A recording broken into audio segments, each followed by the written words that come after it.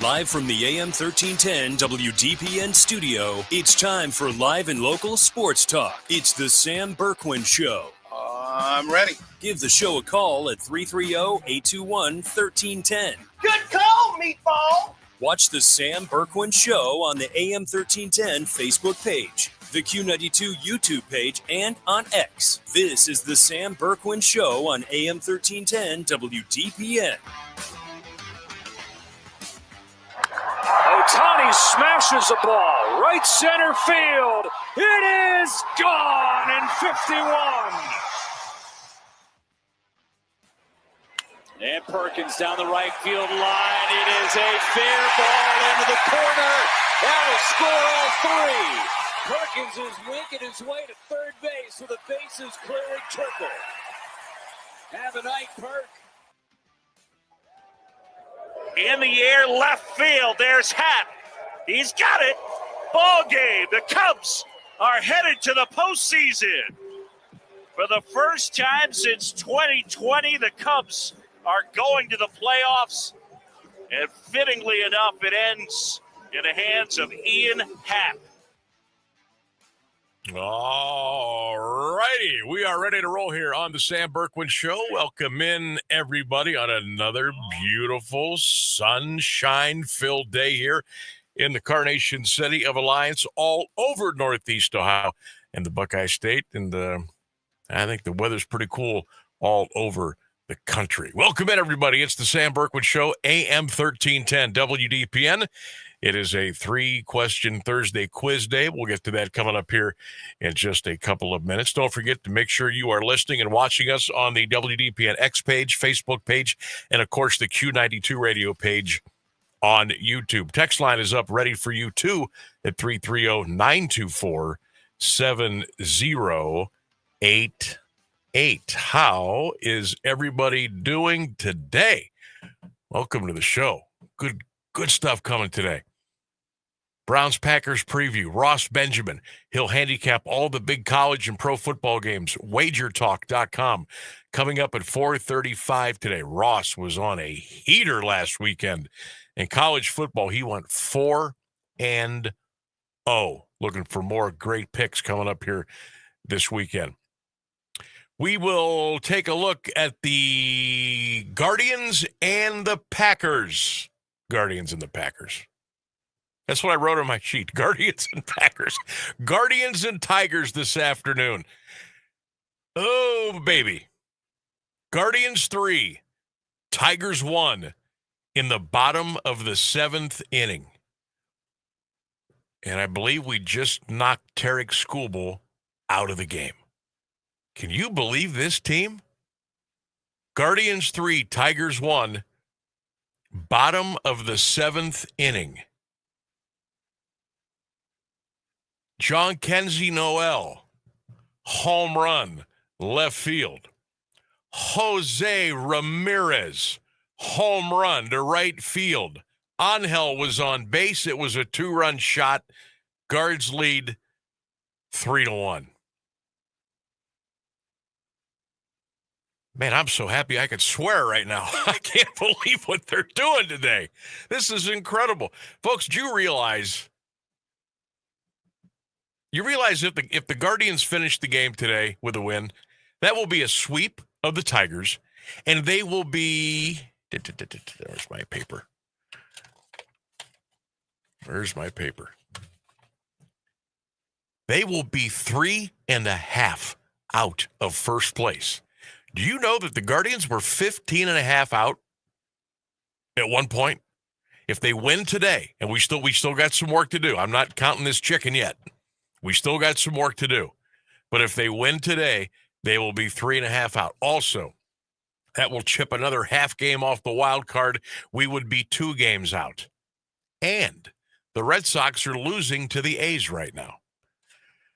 Whoo! I'll tell you what, this has turned out to be a hell of a baseball season, hasn't it? And it looks like the ride is going to be a little bit. It's going to get really crazy here the next 10 days. So we will keep you updated. Bottom of the 7th, Guardians 3, Tigers 1. Wow. And we got Tarek Skubal out of the game. That is huge. You know, the Tigers were minus 235 today. Very heavy favorite over the Guardians. And Tyler Bybee went out there and pitched his ass off today. It was incredible. So 3-1, bottom of the seventh. Come on now. Let's hold on to this, baby, and sweep. Let's get out of here. Let's get out of here, and where are we going next? We're going to Minnesota, okay? They stink. I know. You should sweep those guys. You should sweep them. We're on a roll. If we get today, it'll be 6 games in a row. I can't believe I'm reading this stuff. I'm going to be a nervous wreck the next couple of days. It's only September. Anybody else juiced like I am today? I mean, I did have a large Coke at McDonald's a couple hours ago, but I mean, I'm really fired up about this. Fired up about National Cheeseburger Day, too. But anyhow, so we'll keep you in touch, Guards Tigers, throughout the afternoon until that baby is over. And as soon as it goes over, I'm thinking we're going to have some pretty good highlights to play. I've got one already in the bag for you. And if they hold on, we'll line up that Jose Ramirez home run for you too. All right. So stay tuned. Don't leave. Hang here all day with us today. All right. Browns Packers getting ready to go Sunday. We will hear from defensive coordinator Jim Schwartz. We will hear from offensive coordinator Tommy Reese a little bit later on today. We have On This Day in Sports History. And of course, it is the 3-question Thursday quiz. Let's get right to it. Again, leave all your answers, your comments, your opinions on all of our social media platforms. You can text them to at 330-924-7088. Today's 3-question Thursday quiz. Question number 1, Browns Packers. Who do you got on Sunday? Who wins? Nope, it's not a trick question. Who do you got? Browns or Packers on Sunday? Question number 2.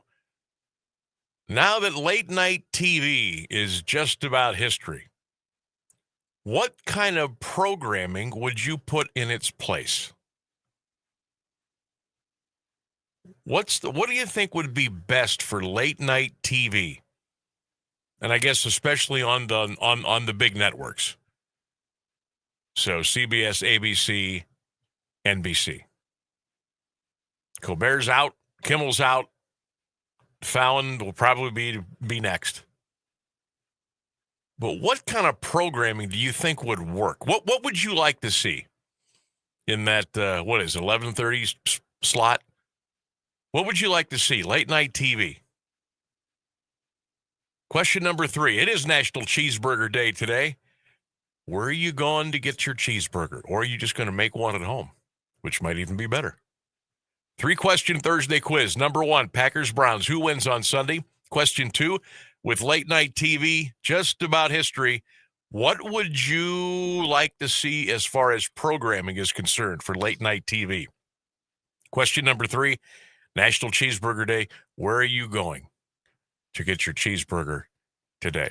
Let us know. Drop your comments on all of our social media platforms. We'll interact with you best we can. And, of course, we will get those comments out there to the huddled masses here this afternoon. All right. Comments are coming in on the 3-question Thursday quiz. We'll get to those.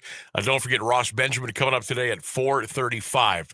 WagerTalk.com. Get your picks ready for college and pro football coming up here this weekend. Also, want to give you a little scoop on tomorrow. We'll be doing the show live from the University of Mount Union tomorrow, the Dom Capers press box, and we'll be on the air at 3 o'clock tomorrow. We will look at Guards baseball, get you ready for the series with the Twins. We'll get you ready for a big night of high school football. We'll run down our big schedule for you between 1310 WDPN and the Q92 Sports Network. We will talk some NFL with Nick Shook from NFL.com, scheduled to join us tomorrow about 3:35. Looking forward to catching up with Nick. And we'll get you ready for a big weekend of sports. And then we'll take a little break. We'll come back at 6:30 with the pregame, and then we'll kick it off at 7 tomorrow night. The Alliance Aviators, one of the hot teams in the county, will take on the Canton Central Catholic Crusaders. That's all tomorrow. The Sam Bourquin Show live, 3 o'clock from the University of Mount Union. High School Football Friday, presented by AWP Safety. That's coming up tomorrow at 3 right here on AM 1310 WDPN. All right, real quick score update before we get to some of the comments on our 3-question Thursday quiz. All right, we escaped trouble in the bottom of the 7th. We go to the top of the 8th inning in Detroit, Guardians 3, and the Tigers 1. All right, looking good. Looking good. Rainsburg, you're going to be a hardcore Guardians fan here by the time we're done in October. What do you think? Are you getting on the train or what? I don't think I'm gonna be like a diehard fan, but I will be interested in them for the rest of this season at least. Okay, I can say that because I'm legitimately intrigued to see where they go. Because, like I was saying yesterday, I've counted them out quite a few times, and now I kind of feel like now I got to see what happens because I've been proven wrong so many times.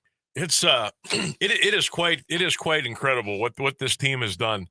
If they win today, and I keep saying if because I don't want to jinx anything. If they win today, they're going to be 10 games over 500, 81-71. If they hold on today, that will be 7 in a row.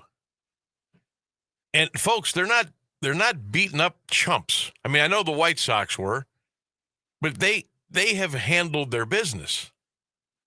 They have handled their business. And now I'm starting to get a little greedy. Anybody else getting greedy? I think I kind of want to win the division now. Hell with that wild card thing. I want to win the division. And boy, if Detroit loses today, that'll be 3 in a row for them. That'll make them 3-7 in their last 10. You think they're getting a little tight? Huh? You think those pants are getting a little tight up there in Detroit? What a collapse that would be.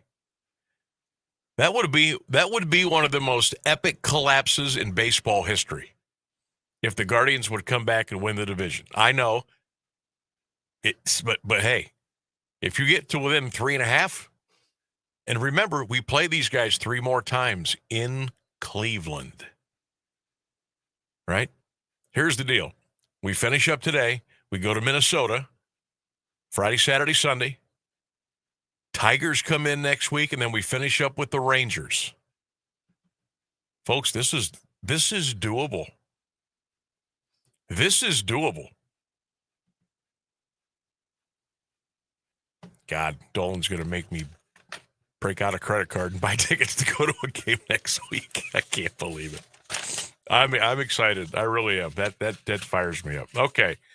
We'll keep you updated on the Guards here till it's over, okay? Whew, I might need a little something to calm me down here today. I got water. There we go. All right, 3-question Thursday quiz time. Question number 1, Browns-Packers, who do you got? Question 2, late night TV is dead. What would you put in as far as programming? What do you think would work the best for late night TV on the networks? Question 3, it's National Cheeseburger Day. We're all celebrating today. Where are you going today? Peggy says, Sam, I'll take the Packers on Sunday. She says, how about reruns of Murder, She Wrote? Jessica Fletcher is my idol. Her voice puts me to sleep. Question number 3, not going anywhere, but if I was, I would go to Fizzle Sticks. Yeah, they got good stuff over there. Shout out Jeff and Darcy. Good people. Brian C. says Packers for sure. How about remakes of other shows? He's not going anywhere for Cheeseburger Day. Laughing emoji. Paula says Packers on Sunday. Tracy says Packers, unfortunately. She says keep late night TV, but keep politics out of it. God, please. Thank you. Do a total revamp. New hosts, new format, new everything. Tracy, great idea. Fantastic. We don't, at least I don't. No, I'm going to say we. We don't tune into late night TV for politics. We tune in to laugh, to be entertained. Jokes, humor. And here's the deal. And here's a note to all the so-called comedians and late night hosts out there. If you can't be funny without talking politics, then you suck at your job. Period. Bill says, Sam, I'll take the Packers on Sunday, 21-7. How about rerunning early movies in that late night slot? He's headed to Loby's tonight on Hills and Dales to celebrate National Cheeseburger Day. Jimmy writes in, Packers by 2 touchdowns on Sunday. How about old sitcoms? He's celebrating National Cheeseburger Day at home with his grill. Robin says, Browns on Sunday, but I don't know. He says he has Netflix and Prime. He doesn't bother with late night TV. If he wasn't working, he would go to the Cameo. That sounds like a plan. Ryan says, why do you have to force me to say Packers? That's a rude question. Question 2, more sports at late night. He'll be grilling at home. Patrick says the Browns by 50 on Sunday. He says, how about reruns of Big Chuck and Little John? He'll be staying home for National Cheeseburger Day. Popper says, I don't do predictions unless I have to. Late night TV, how about reruns of The Tonight Show with Carson and Letterman? Question 3, he'll have a cheeseburger if they're selling those at the beach. Couple more here before we take a break. Joe V says, Green Bay, how about reruns of The Little Rascals? He's staying home for pasta. Come on, Joe. And Mike checks in with us today, Mike Durbin. Sammy, I got the Packers Andy Griffith Show reruns. He'll be going to Best Burger tonight to celebrate National Cheeseburger Day. Good stuff. Keep those comments coming in. You can give us those on our socials today. The Q92 radio page on YouTube. See a lot of you there checking us out today. And if you want to leave those comments on my personal Facebook page, you can do that today as well. All right, let's take a break. It is coming up on 25 minutes after 3. When we get back, I'll update you on the Guardians and Tigers, and we'll get into it here on 1310 WDPN. Music and intelligence for your life. No matter what anybody tells you, words and ideas can change the world. I'm John Tesh, and we couldn't be happier about bringing you intelligence for your life every day. We have a room full of researchers gathering the information and ideas you need to make your life simpler and better, and to make you the smartest person in the room. Join me for Music and Intelligence for Your Life, 10 to 3, Monday through Saturday, only on AM 1310 WDPN.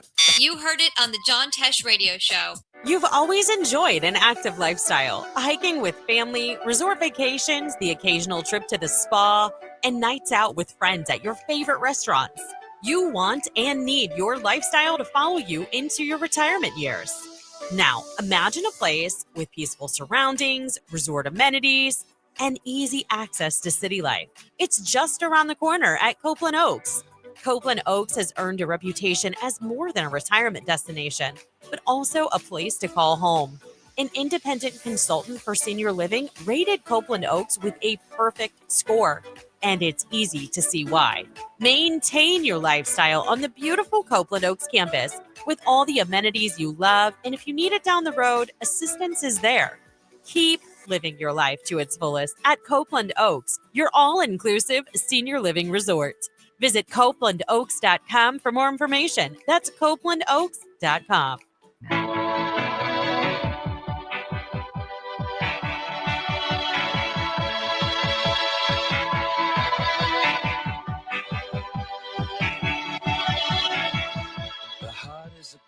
Welcome back to the Sam Bourquin Show. Hope you are doing well and having a super day.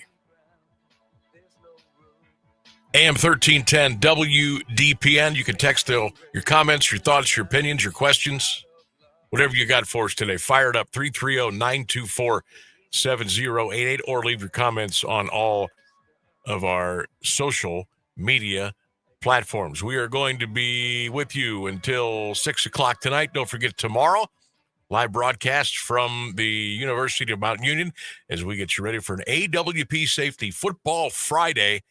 Sam Bourquin Show live tomorrow beginning at 3 on site right here on AM 1310 WDPN. 3-question Thursday quiz is rolling. Packers Browns, who you got on Sunday? Late night TV is cooked. What is best programming for late night TV? What would you suggest? What would you like to see? What do you think would work?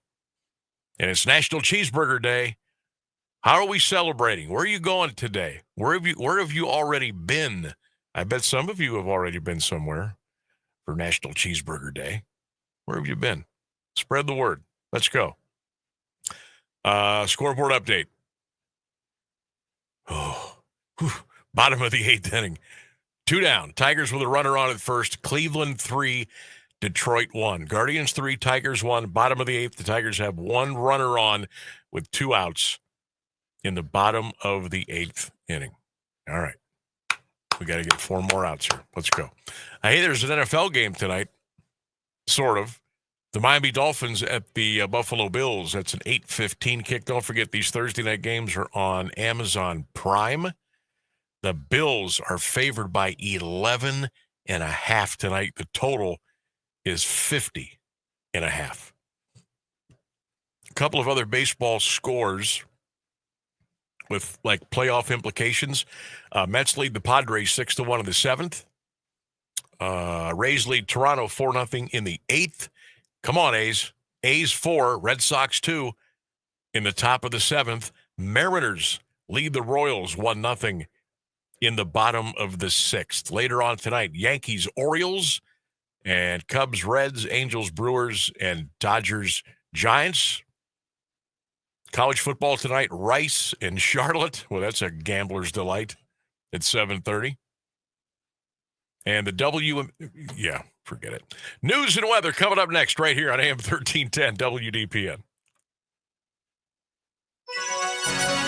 The latest news and the current Alliance area weather forecast are up next on AM 1310 WDPN.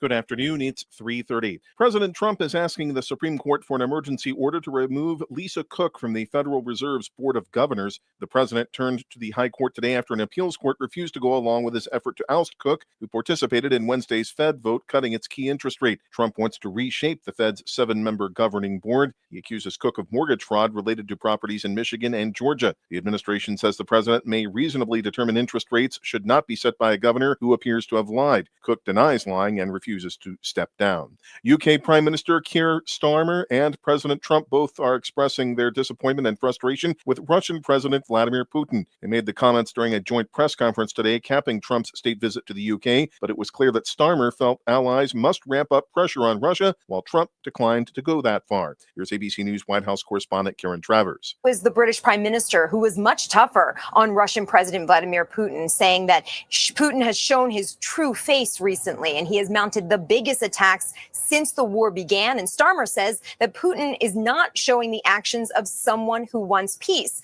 and says that he and the president talked about how there has to now be decisive pressure put on Putin to get him to reach a peace agreement. But the president, though, just kept saying repeatedly that Putin has let him down and that he is disappointed that they haven't been able to reach an agreement to settle this war. A panel of vaccine advisors from the CDC is meeting today ahead of a key vote on some vaccines currently recommended for kids, vaccines that render diseases like measles and hepatitis B obsolete. The 12 members of the panel were handpicked by Health and Human Services Secretary Robert F. Kennedy Jr., and some have expressed skepticism about certain vaccines and are calling for change. Here's ABC News medical correspondent Dr. Darian Sutton. Last year, we saw the highest number of cases of complications from flu infections secondary to reduced participation to flu vaccination. So what I fear from these conversations is that people will fear and see a conflated risk associated with vaccines and not realize the very real risk of preventable diseases that we're trying to fight against each and every day. Experts say changes in the vaccine schedule could create new barriers in access, especially for over half of American children who get shots through federal funding.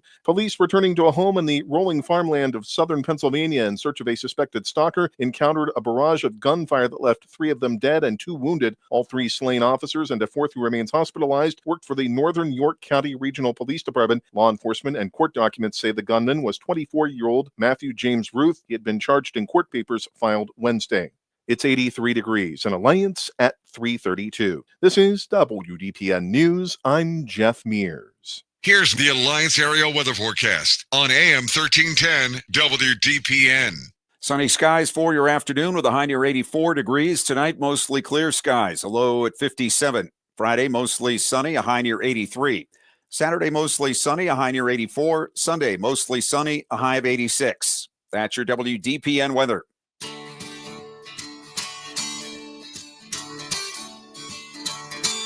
Listening, call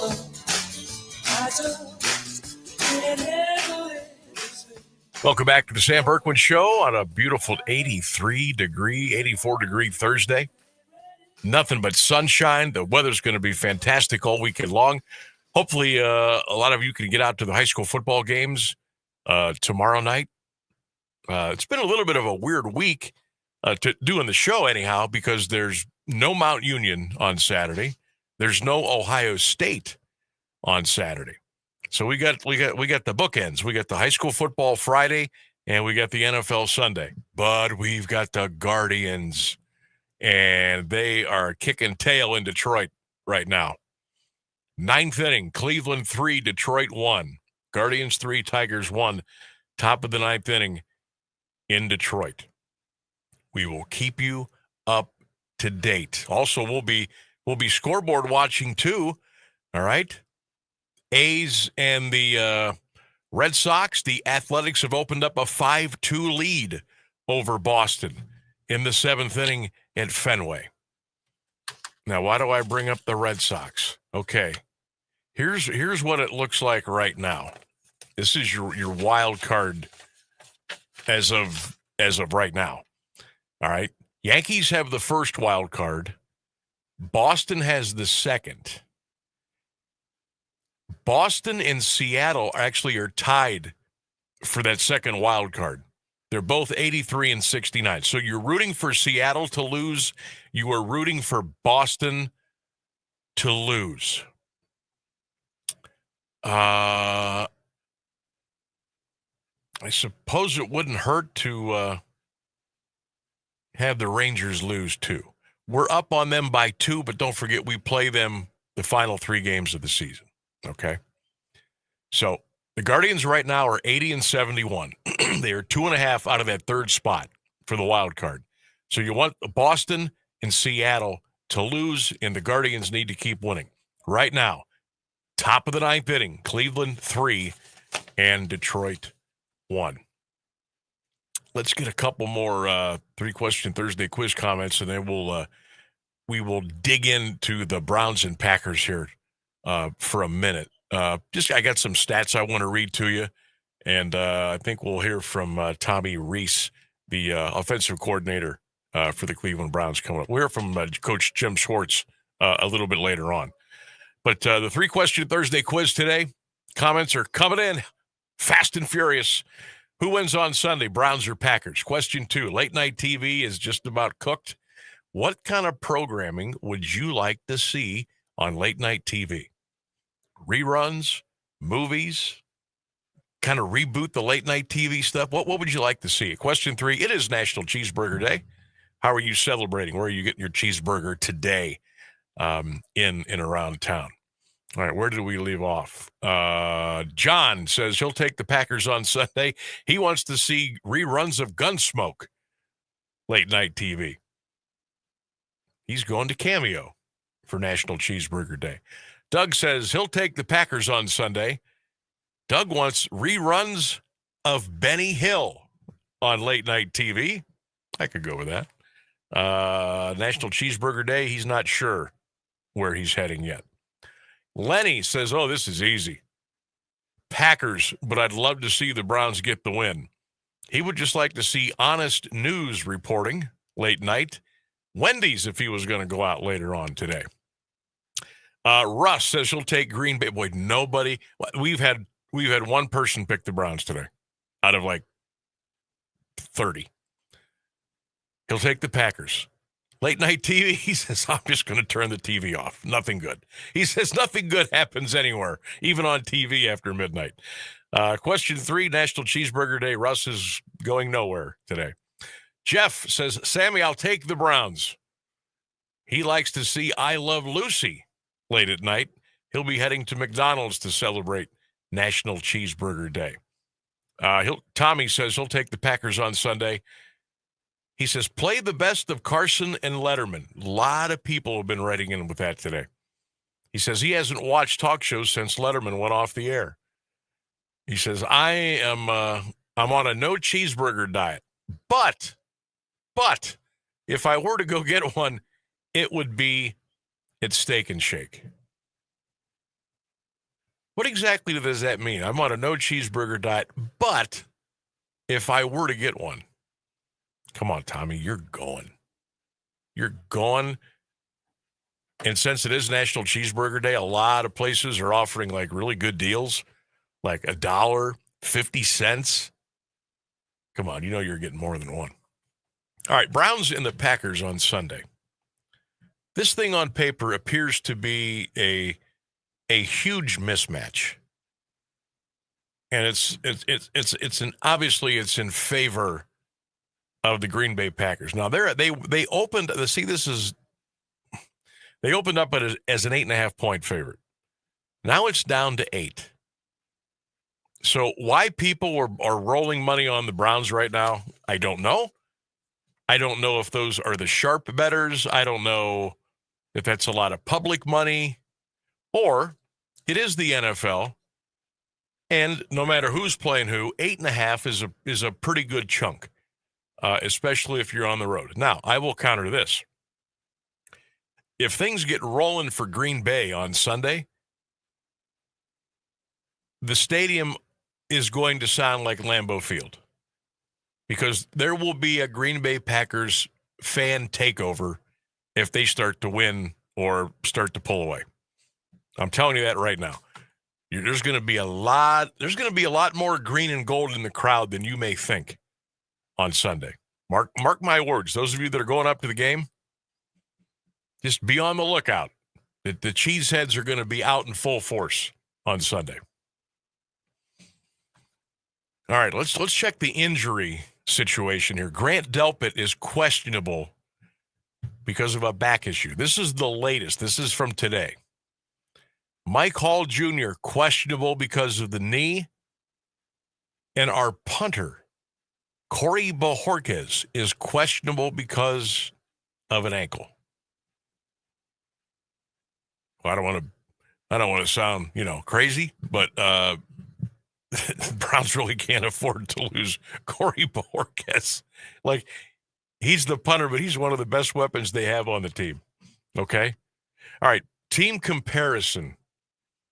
Points scored per game. Browns are 27th in the league at 16.5 a game. Packers are 6th. They're scoring 27 points a game.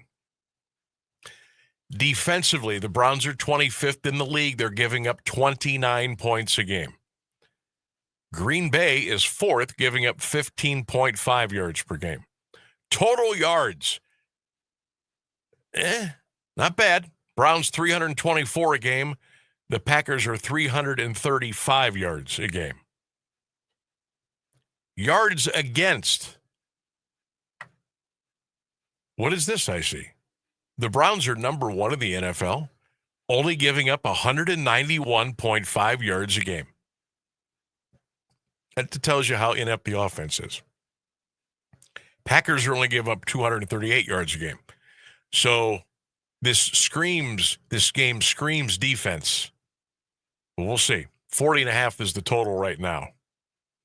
Passing yards a game against. Green Bay 10th in the league, giving up about 190 yards in the air. Browns are 3rd, giving up 146 yards per game. So the numbers are kind of, they're kind of hanging in the balance as far as Cleveland is concerned. Like, these numbers would not tell me, the Browns are going to get killed, according to the numbers anyhow. Rushing yards per game. The Browns are getting 82 a game. That's 26th in the league.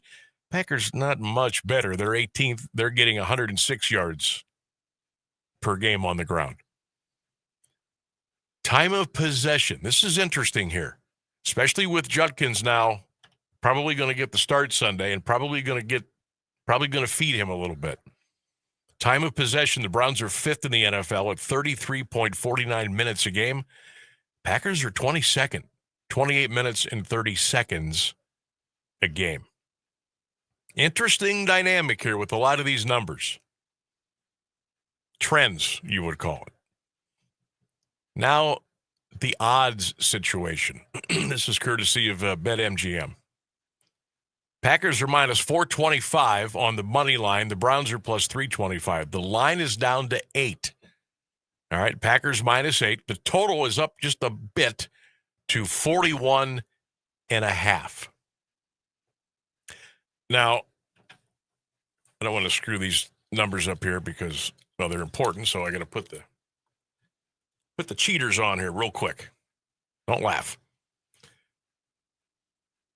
The percentage of bets are on Green Bay at 98%. The percentage of money on Green Bay is 99%.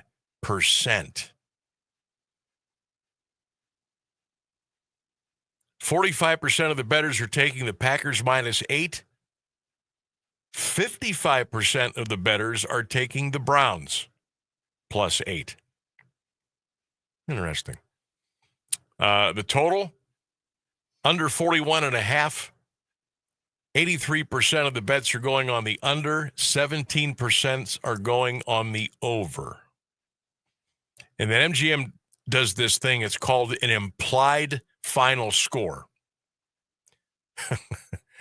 It says Green Bay 24.75 points, Cleveland 16.75 points. So, yeah, it's right on the number. It's right on the number 8. What do you think? Can the Browns keep this thing close? And when I mean close, I mean, what's close in the NFL? Touchdown? Field goal? Can they keep it within a field goal? I guess I would ask that question. Can the Browns keep this game between themselves and Green Bay field goal? By the way, we're going to the bottom of the 9th in Detroit. Guardians 3, Tigers 1. Bottom of the 9th, Guards 3, Tigers 1. Our friend Buck texted in to ask you a Browns-related question. He says, how do you like the Browns' choice for uniforms this Sunday, as it is sponsored by Dude Wipes? I just threw up in my mouth. Those uniforms are hideous. Buck used a word I can't say, but he agrees. Can you rhyme the word? It's poop. Oh. Well, it's not that word. Oh. It's, yeah. Does it rhyme with the word spit? It does. Okay. It does. But that's even that word is risky through a pop filter.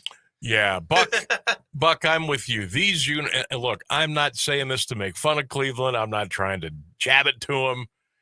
These uniforms are horse hockey. They are gross. They're gross. Those helmets are disgustingly ugly. We're all entitled to our opinion. My opinion is those uniforms are horrid. If you like them, that's fine. That doesn't mean I don't like you. In my opinion, these uniforms are grotesque. Why do they? Well, I guess they're kind of limited. I mean, you really can't do a lot with orange and brown if you're going to make these. What are they calling these things? They're not even like throwbacks. There's a name that the NFL has pulled out of their rear end for this weekend with some of these. I don't know what they're calling them. But to me, the Browns have really failed in this uniform business. To me, they've really like those all whites with the white helmets and the brown numbers and letters with the orange trim outline. Ugh, gross. A couple of years ago, they did the all brown with just the orange numbers and the orange helmets. Now those were palatable. Yeah, they're calling these the alternate uniforms. Those were palatable. I could live with those. And folks, if the Browns were 2-0, or if they were coming off a Super Bowl, I would still tell you that these uniforms are hideous. The helmets are hideous. I don't know why they just can't get it right. They can't even get an alternate uniform right. They can't draft. They can't coach. They can't play. They can't even do uniforms right. But, Buck, that's my answer. Sorry for the rant. Hunter Gaddis is on the mound now for the Guardians. 1 out. No, I'm sorry. Nobody out. Detroit has a runner on, bottom of the 9th inning. And we just got a double play. Attaboy. Hunter Gaddis rolls the double play. 2 outs in the bottom of the ninth. Cleveland 3 and Detroit 1. Rainsburg, do we have celebration over there, don't we? In the system? Now, don't play it yet. No. But get it ready. Mm-hmm. I'm gonna give you one of these, and that'll mean fire up the celebration. All right, here we go. Hunter Gaddis is dealing. 1-2 in the bottom of the ninth. Cleveland 3, Detroit 1. If they win today, the Guards will have a sweep of the Tigers. They will be within 3.5 games in the division. They will be 2 out of the wild card race in the American League. See, we didn't even get to celebrate last night's win because they played at 1 o'clock today. Like, I had a couple highlights ready to go, but you can't use them. It's just too late. All right, still 3-1. Guardians. 1-2 the count.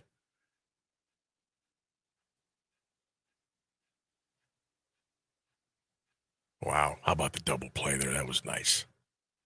That was nice. Hunter Gaddis has thrown 14 pitches so far here in the bottom of the ninth inning. Still 3-1 Guards, 1-2 pitch. Raul Ibanez is at the plate. 2-2 count.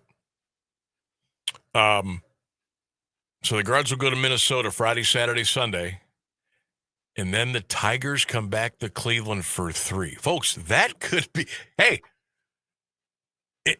if the Guardians have a really good weekend in Minnesota, I have to look on the schedule here. I'll do this during the next break. I'm going to see who Detroit plays this weekend.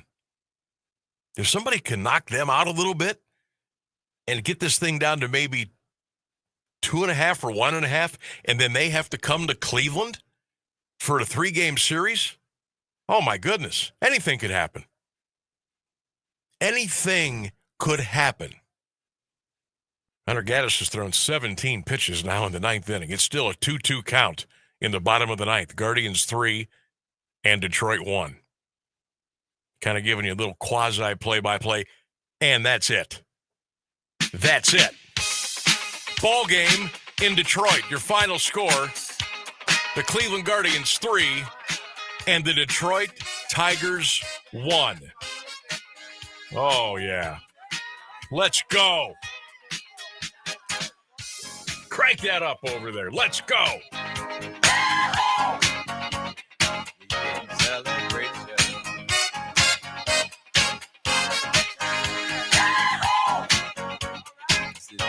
It's a Motor City sweep. Guardians 3. Tigers 1, baby. Oh, yeah. Let's take a break. It's the Sam Bourquin Show on a 3-question Thursday, right here on AM 1310 WDPN. Canton's about to get a whole lot more colorful. Mural Fest is back, and this year, 9 brand new murals are hitting downtown walls. Be there for the big unveiling, Saturday, September 27th, from 1 to 4 p.m. Live music, food, and a free downtown art experience you don't want to miss. 9 murals, 1 community, endless inspiration. Mural Fest Canton, Saturday, September 27th, 1 to 4 p.m. in downtown Canton. Free and open to all. Check out muralfestcanton.com for more info. Do you have trouble getting in and out of the bathtub? Are you afraid you'll slip and fall entering or exiting a tub? Safe Step walk-in tubs can transform your bathtub from an area of concern to a calming refuge. Call them today at 1-800-498-2098 and save $1,600. Safe Step walk-in tubs and showers are proudly made in Tennessee and offer an ultra-low step-in, avoiding that difficult climb over a traditional bathtub wall. They also offer a variety of therapeutic benefits that may help soothe your aching muscles and joints, increasing your mobility, boosting your energy, and improving your sleep. Safe Step walk-in tubs are designed to easily fit your existing tub space and are often installed in as little as 1 day. Just dial 1-800-498-2098 today to save $1,600 and receive a free shower package. That's 1-800-498-2098 for a free no-obligation consultation and to save $1,600. Safe Step walk-in tubs. Safety never felt so good. Hey, Max, you look absolutely dashing in that purple tie. Ready to harness the world? You bet, Daisy. I'm ready as I'll ever be. And might I say, your purple tie really pops with your vest. Thanks. I almost went with a cape, but didn't want to come across as pretentious. Nonsense. Anyone in our line of work should rock a cape. You might be onto something, Max. Phew, so here we go. First day on the job. We've got this, right? Right.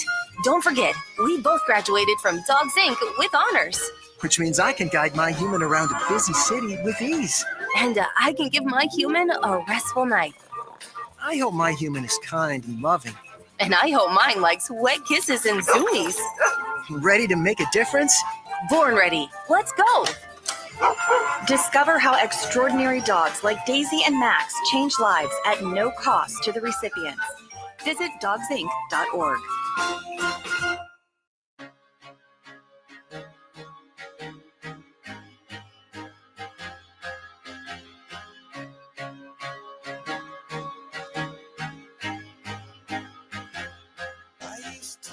Final score in Detroit.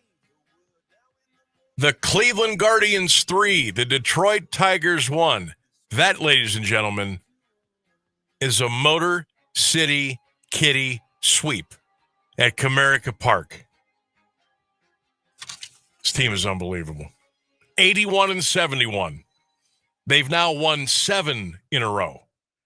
They are now 2 games in back of the wild card spot.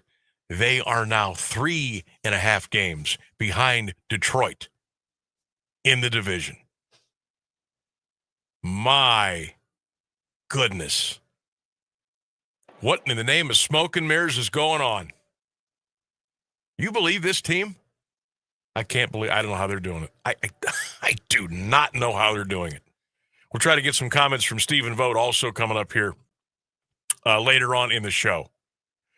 But Jose Ramirez and John Kenzie Noel were the big heroes today, and Tanner Bybee and the bully, the bullpen, did their job again, and they took care of business. And we got the sweep. How cool is that? What do you think? Leave us your comments on all of our 1310 WDPN social media platforms. Drop us a comment on the Q92 radio page on YouTube. Let me know on Facebook. You can follow me on X as well, at Sam Bourquin 16. Give me a follow on TikTok, at Sam Bourquin 16. Let's drop some sweep emojis on those social media platforms today. Boy, I wish we could take calls. Well, what this team is doing right now is nothing short of a miracle. And the reason I say that is because they were given absolutely no help by their ownership. Nothing. They were given no help by pitcher A and pitcher B who got busted with the gambling. They were given no. Stephen Vogt was given absolutely nothing. And now this team is on an absolute tear right now. And they're 10 games over 500. And they are within okay, we've got a shot to take the division. We've got a really good shot to get a wild card. Now, we still need a little help. We need a little help from some of our friends in Major League Baseball, just a little bit. And you hate to have it to come down to that where you need help. You don't ever want to put yourself in that position when you need somebody to do something for you because you didn't do it earlier in the year. Sometimes that's how it happens, okay? It's cyclical. Teams get streaky. Other teams go one way. Some teams go the other. Right now, we're going up. We're going up. We're like the Jeffersons. We're moving on up right now. We just need a little help. We need a little help. If you're just tuning in, if you just missed it, Guardians win 3-1 over the Tigers. They get the sweep in Detroit. They'll be in Minnesota now. Can't have a hangover. Can't have a hangover. Friday, Saturday, Sunday, Guardians, Twins, Target Field in Minneapolis.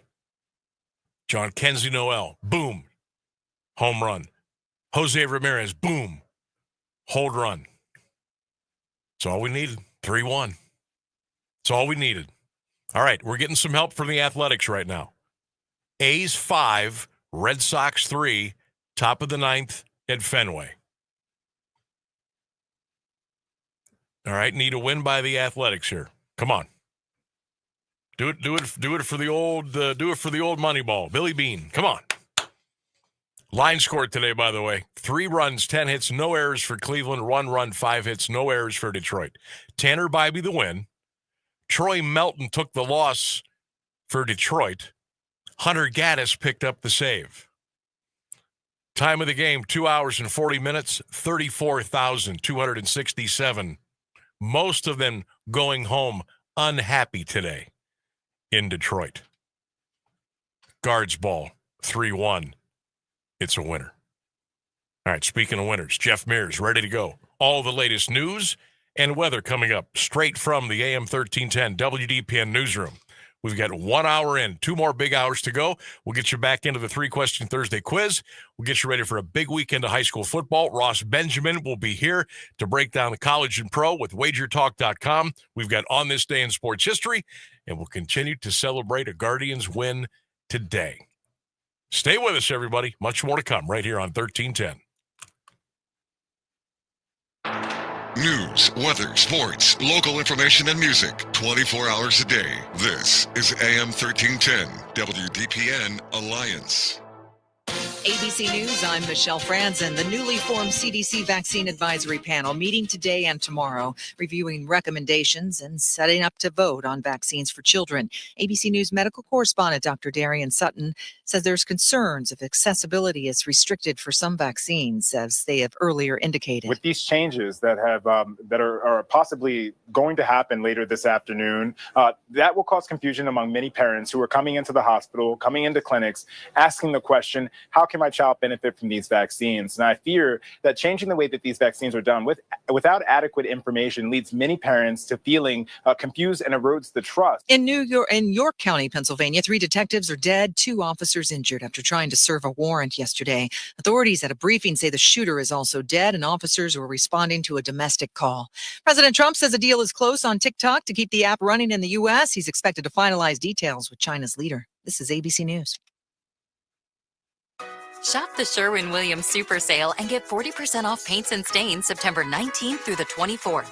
With prices starting at $29.39, it's the perfect time to transform your space with color. Whether you're looking to revamp your interior or exterior, we have you covered with bold hues, soothing neutrals, and everything in between. Visit your neighborhood Sherwin-Williams store or shop the sale online. Delivery available on qualifying orders. Retail sales only. Some exclusions apply. See store for details.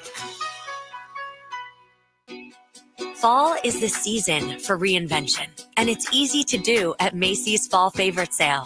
Come in and find your new favorite styles, like romantic ruffled dresses, chic trenches, cashmere sweaters, and textural fall layers, which are perfect for mixing and matching. All for 20 to 50% off. So if you're looking for your new favorite things, look no further than the Fall Favorite Sale. Today, only at Macy's. Savings off already reduced prices. Exclusions apply. Now, the latest Alliance area news from Jeff Mears on AM 1310 WDPN. Good afternoon. It's 4:02. Canton City Councilman Darren Maley is receiving pushback online for social media posts concerning Charlie Kirk, who was assassinated last week. He reposted criticism of the conservative activist and his wife, originally posted on a Facebook page called The Other 98%. After a post about Erica Kirk, Maley added the phrase, bye-bye. Posts have since been deleted. Maley says he wasn't celebrating anyone's death, emphasizing they were reposts. Online comments have expressed anger, with some calling for his resignation. Maley was appointed to the Ward 1 seat in February after the death of Councilman Greg Hawk. He's up for re-election in November. The region is experiencing worsening drought conditions. The National Weather Service in Cleveland says drought has expanded across northern Ohio over the last several weeks. Scattered showers are expected this weekend and into next week, which may provide marginal improvements. According to the U.S. Drought Monitor, Stark County is in the midst of moderate and severe drought conditions. An extreme or severe drought designation is in effect for Carroll County, along with the majority of Columbiana County. Mahoning and Portage counties are in moderate conditions. August was the driest August on record in Ohio since 1885. The National Integrated Drought Information System says the state's total rainfall was a little more than 1 inch recorded. That's down 2.4 inches from normal. Jackson Township Police have canceled a missing adult alert. Police said 31-year-old Kayla Giltz was taken in a vehicle at knife point on Sunset Strip Avenue Northwest by 38-year-old Jamie Triplett around 6:30 Wednesday night. The pair were found at the Perry Inn on Lincoln Way East just before 8:30 this morning. Giltz was not injured. Triplett was booked at the Stark County Jail on charges of aggravated robbery, kidnapping, disrupting public service, and aggravated menacing. He was convicted of rape, kidnapping, and assault in 2012 and released from prison in February. He is a Tier 3 sex offender. A Canton man is indicted on charges including cocaine trafficking and possession, aggravated drug trafficking and possession of a fentanyl-related compound. A Stark County grand jury formally charged 30-year-old Rashawn Phillips on August 7th. The Stark County Sheriff's Office, Metro Narcotics Unit, and Medway Drug Enforcement Agency raided a home on Dorothy Avenue Northeast in Canton, where they arrested Phillips. Officers seized over 2 pounds of cocaine, 1 pound of meth, 783 meth pills, and 20 fentanyl pills, along with $5,000 in cash, a handgun, and multiple vehicles. ODOT is proposing taking the state route designation off roads in the Canton area. The Route 297 designation would be removed from Raff Road, Tuscarawas Street, and U.S. Route 30 service roads between Raff and Whipple Avenue. The roads are in the city, along with Canton and Perry Townships. Roadways would remain open with the same right of access and property addresses. Jurisdiction and maintenance on Raff in Canton Township would revert to the county. Jurisdiction and maintenance will be unchanged on the portions of the roads within city limits. A public meeting will be held at the Stark County Richville Drive Outpost October 9th at 5 p.m. A Columbiana County grand jury has indicted 2 men for separate offenses. 66-year-old William Keel of Lisbon was charged with pandering obscenity involving a minor and illegal use of a minor in nudity-oriented material. The alleged activity occurred July 18th. A police search of his West Spruce Street home revealed images of nude children on a computer. 44-year-old Adam Heilman of Brackenridge, Pennsylvania, was indicted on charges including felonious assault, failure to comply, and compelling prostitution. He's accused of agreeing to pay for sex with an undercover officer portraying a 15-year-old girl. He drove away from a sex sting and led police on a chase that ended in Beaver County, PA. The indictment says the incidents happened in January and February of 2024. Sobe Energy can continue to operate its plant in Youngstown for the time being. WKBN-TV reports lawyers for the city and Public Utilities Commission of Ohio went to court to keep a West Virginia company from repossessing a steam production unit leased to Sobe. Without the equipment, the waste-to-energy plant would not be able to provide electricity to its 120 customers downtown. The lease will be continued until the end of the month. City leaders are attempting to find a new company to take over the operation. A former star athlete at Warren Harding High School has been indicted on charges of involuntary manslaughter and corrupting another with drugs. 20-year-old Niger Coleman is to be arraigned Tuesday in Trumbull County Common Pleas Court. Charges were filed in January by Champion Township Police. They stem from the fatal overdose of a 17-year-old girl at an Oak Hollow Drive home in March 2024. Coleman is accused of selling drugs to the girl. He played football and was an All-American in basketball. Bond is set at $100,000 for a man arrested after guns and homemade explosives were discovered in his car in Niles. John Podleon of Mercer, Pennsylvania, was arraigned today on charges of carrying concealed weapons and unlawful possession of a dangerous ordinance. Around 5:45 this morning, police say he was stopped near Von Isley Estate when officers saw his vehicle in a parking lot. A search of the car turned up a box with guns inside and explosives. Podleon reportedly said the explosives were fireworks. Police say he also said he was going to a plaza in Howland to get his other car. The second vehicle was investigated by authorities including the bomb squad, Howland Police, and the ATF. No explosives were found.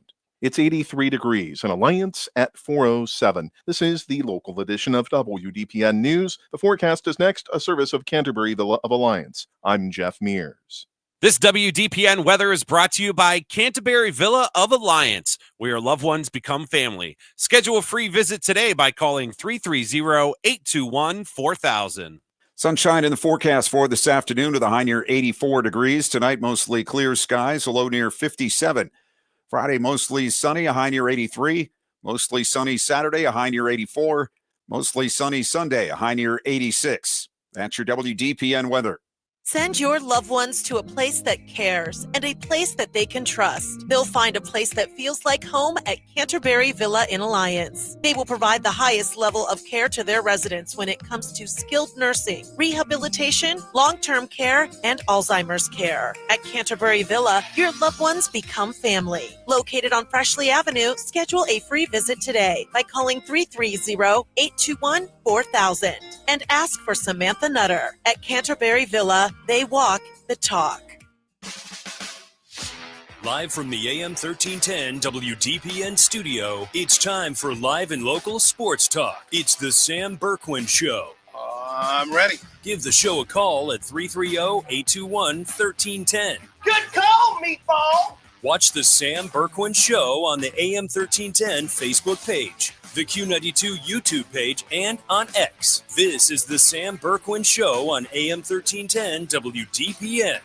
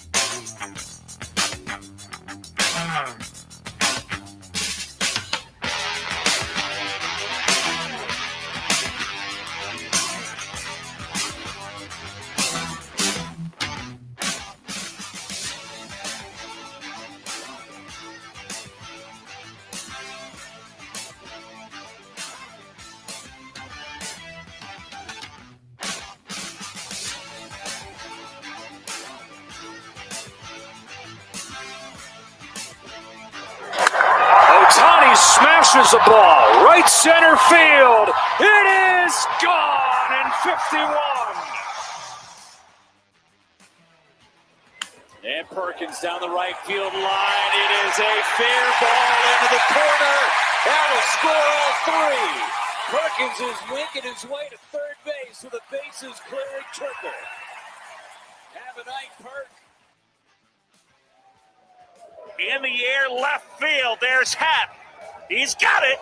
Ball game. The Cubs are headed to the postseason.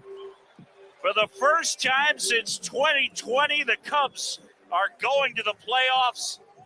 And fittingly enough, it ends in the hands of Ian Happ. Okay, we are back. Welcome to the Sam Bourquin Show. Welcome back to the show, I should say. AM 1310 WDPN.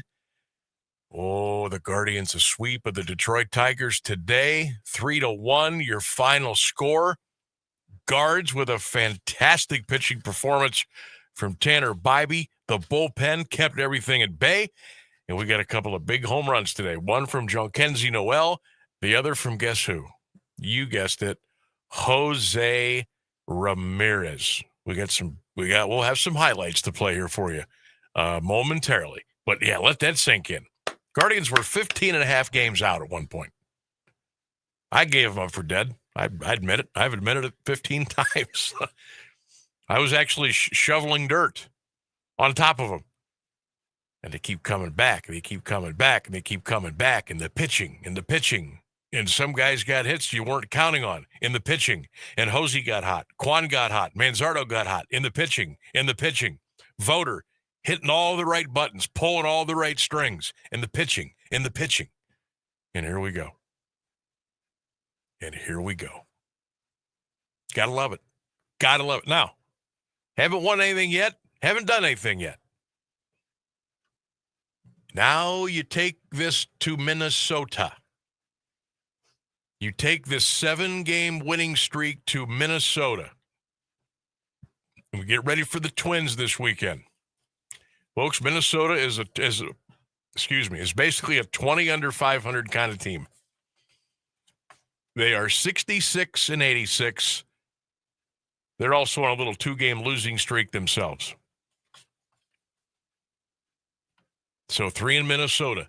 Then the Tigers come in for 3 And then the Guardians finish up with the Rangers. Boy, Progressive Field could be bumping the last week of the regular season. They could be rocking. Tigers are still going to be home this weekend. The Atlanta Braves will be in Detroit Friday, Saturday, and Sunday. The Braves have been out of it for quite a while. They're 70 and 83. And they got some big injuries. Murphy, Riley, they're all out for the year. So we'll see. All right, but we'll worry about us. We won't worry about anybody else. But that's what we got going right now. We got a win streak going right now. We've got momentum. We've got mojo. We've got it going on. And I'll tell you what, it is coming at the absolute most incredible time of the year. All right? Let me mark this one here in the win column. That will put us at 152. We've got 10 games left. 10 games left out of 162, and that's the beauty of baseball. That's the beauty of the marathon. We've played 152. We've had peaks and valleys, roller coasters, free falls, and here we are with a chance to get a little seat at the table. A chance to get a seat at the table. It's all you can ask. It's all you can ask. And Stephen Vogt, my friend, I don't know how you're doing it. I don't know what ingredients you are putting in the cooking bowl. I don't know what kind of seasoning. I don't know what the spices are. I don't even know what kind of a spoon you're using. But keep that chef's hat on and keep that apron on because you are doing an absolutely incredible job. Just wow. Just wow. That's all I can come up with. I can't remember being this excited over a regular season win by a Major League Baseball team in the middle of September in my life.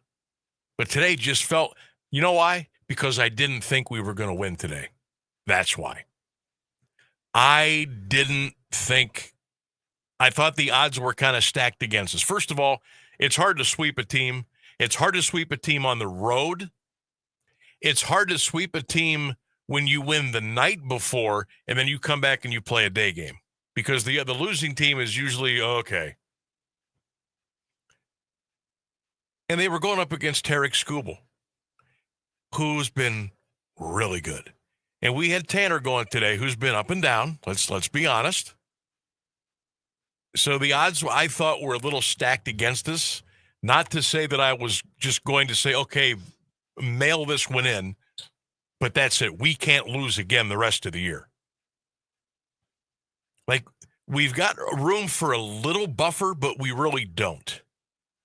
So that win today was so big. That's why I think I'm so fired up today because I wasn't expecting it. You know, but once the game kept going a little further and a little further, 1-1 in the third, 1-1 in the fourth, 1-1 in the fifth. Okay, now we got a chance. And then Hosey comes to the plate and he did his thing. 3-1, Cleveland over Detroit as they sweep the Tigers at Comerica Park today. And it was a pretty big house. Over almost 35,000 people. So I bet you there was a little playoff vibe in Motown today. I bet you there was a little playoff vibe in Detroit. Boy, that's fantastic. That is just absolutely fantastic. We're going to play those highlights for you coming up here in a little bit. John Kenzie home run, boom. Jose Ramirez, boom. Those will be coming up. We're also going to hear from Browns defensive coordinator Jim Schwartz and offensive coordinator Tommy Reese here in a little bit. It is also a 3-question Thursday quiz here on the Sam Bourquin Show. You know we do that every Thursday here, 1310 WDPN. Question number 1 today, Packers-Browns winner on Sunday. Who do you got? Question number 2, now that it appears late-night TV on the networks is pretty much cooked, what would you put in its place as far as programming is concerned? What do you think would work best? What's your ideas there? And then question number 3, we celebrate National Cheeseburger Day today. Where are you going? Where have you gone today to celebrate National Cheeseburger Day today? Our buddy Joey called in for us to say his answers. He's going Packers on Sunday. He would replace the late night television with Don Kirshner concert reruns. Yeah. And he would be getting a cheeseburger at Big Boy. Okay, where are Big Boys? He said the place, but I didn't have time to write that down. So there is one. He said there is one nearby. I'm sure he'll call again to tell us. I figured that would be enough, Sam. I didn't think I needed to specify the location. No, because I didn't think there was any Big Boys still around. I thought they were all gone. Well, that's my bad. I'll have to Google it just in case. I thought they were gone because weren't people stealing their statues and trying to, there he is. There he is, clockwork. 3-question Thursday quiz. Let's get back into it here. Jim says he'll take the Packers on Sunday. Late night TV, he'll take Johnny Carson, Dick Cavett, Merv Griffin reruns. Rallies for the National Cheeseburger Day. Said some Valley View. Oh, Valley View. Yeah, God, that's nowhere near here. Now we gotta look up where Valley View is. Valley View. I want to say that's, man, I could be completely wrong here, but I'm going to say that's like around Independence, like Rockside Road, maybe. That's just a guess. Let me know what you come up with over there. Tim says he'll take the Packers on Sunday. He's going to watch Netflix now, late night TV. If he could celebrate National Cheeseburger Day today, he would do In-N-Out Burger. Yeah. Valley View is in Cuyahoga County. Yeah. Yep. Right up. I think it's right off of Rockside Road up there. So from Alliance, that's about an hour. All right, Joey, if you're going up there, drop some off at the station on your way back. He said he'd go if he had time, but he doesn't. He doesn't have time. Dave says he'll take the Browns on Sunday. Wink, wink. He says, I'm not up late at night for late night TV, so I don't care. Hamburger station for lunch. Boom. Wayne says the Packers on Sunday over the Browns. He would rather watch old sitcoms for late night TV. And he's going to be home sweet home tonight for National Cheeseburger Day. Mike Y says the Packers by a ton. Reruns of Sports Center instead of the usual late night. He's going to go to B&K Root Beer to celebrate National Cheeseburger Day. I should know where B&K Root Beer is, but I don't know. Michael says the Packers by 31 on Sunday. Late night TV should move to comedy and more sports coverage. And National Cheeseburger Day, he will celebrate at Wendy's maybe later on tonight. Let's see here. Got a couple more. George says he'll take the Packers. He'll go with reruns of the Benny Hill Show. That's our second one for Benny Hill. Rainsberg, are you familiar with Benny Hill? Probably not. Yeah, I am. I know the music. Are you really? I know what music you're talking about. Oh, wow. Okay. Yeah. I've never seen whatever Benny Hill is, but it's quite the classic. You if you go down the YouTube rabbit hole one night, check out Benny Hill. It's so dumb, it's funny. I think I've always imagined Benny Hill is pretty similar to like the Three Stooges. Yes. Like yes. that era. Yes. Yep. Of like comedy. George says, Sam, I'll take the Packers on Sunday. I already told you that, didn't I? And he's going to go to a Mulligan's Pub for National Cheeseburger today. Clint, our news hawk in the morning, our news director, and play-by-play voice for high school football on Q92 radio. He says the Packers are a 7.5-point favorite. So, I got you. The same format would work with hosts who are actually trying to entertain. Yes. Question number 3, National Cheeseburger Day says, I had one yesterday, so I'll be home cooking today. I bet Clint makes a mean double cheeseburger at home. I bet. I couldn't cook a hamburger to save my life. I would like to think that I could and can and do, but it never turns out, Never turns out the way that I want it to. Sam, how about the guards? Funny how we left them for dead about 10 days ago. Everybody's talking wild card. We just keep winning. The division title is not out of reach. If we beat the Tigers once in Cleveland, we own the tiebreaker with Detroit. I wasn't aware of that. Thank you, Tim. So we're a little closer than I thought. We have Matt on Facebook. He says, I will pick the Browns to win by 2 points, and I will take McDonald's for the cheeseburger. All right.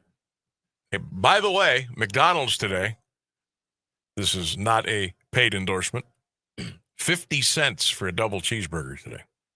Oh, God, that line is going to be, oh, God. But you got to do it through the app. Oh, okay. Still, no, I stand by my statement. You still think it'll be wall to wall? Oh, God. If you were to DoorDash McDonald's at all today, you're going to be waiting an hour. Forget it. Minimum. No. But if you go there, too, we have 2 McDonald's in town, and I guarantee that line is going to be a nightmare of both of them, all day. Yeah. What's the deal with having one on West State and one on East State? They're not that far apart from each other, and they're on the same road. So the McDonald's I don't get it. I think the 2 farthest apart fast food restaurants we have 2 of in town, because the two Burger Kings are closer together, and I think the 2 Taco Bells are probably in between the 2, because the Burger Kings are really close together. They're stupid. We used to have 5 Subways too. Yeah, the Burger King thing I was aware of, and now the Taco Bell thing, just because when I do mountain basketball, and I'm usually getting out of the gym at, it could be 9:15, 9:30, and more times than not, I will admit I've stopped at T-Bell on the way home from Mount Union, so I'm familiar with the 2 that are on State Street. So yeah, you got double BK, double T-Bell, and double Mickey D's on State. And that's triple hilarious. Subways. And triple Subways. Wait. That's funny. Yeah, we have 4 Subways. I always forget about the one in Walmart. Oh, that's right. That's right. We have 4 Subways in Alliance. That's insane. That really is insane. All right, Guardians win today 3-1. That's 7 wins in a row for the good guys. Speaking of good guys, we've got our sports football handicapper, Ross Benjamin, WagerTalk.com. He's going to give you the scoop, the lowdown, going to give you the heavy on the best college or pro football games this weekend. Ross was 4-0 in college football last weekend. Oh, he was good. He's coming back. 4:35 today here on the Sam Bourquin Show, 1310 WDPN. We'll take a break and we'll come back. Stay with us. America, our military is sacrificing for our freedom. Please take time to remember our men and women fighting overseas. This salute is courtesy of Diamond in the Rough Property Solutions, serving our community with dependability and excellence. For all your residential and light commercial remodeling needs, call the professionals at 330-763-0089. 330-763-0089. That's Diamond in the Rough Property Solutions, reminding everyone to hire smart, hire a vet. Exciting high school football Friday night here on AM 1310 as Canton Central Catholic takes on Alliance. Sam Bourquin will have the play-by-play action at 6:45 for the pregame show. Kickoff at 7 p.m. The Vikings against the Aviators this Friday on AM 1310 and streaming live on the Q92 Radio Sports Network.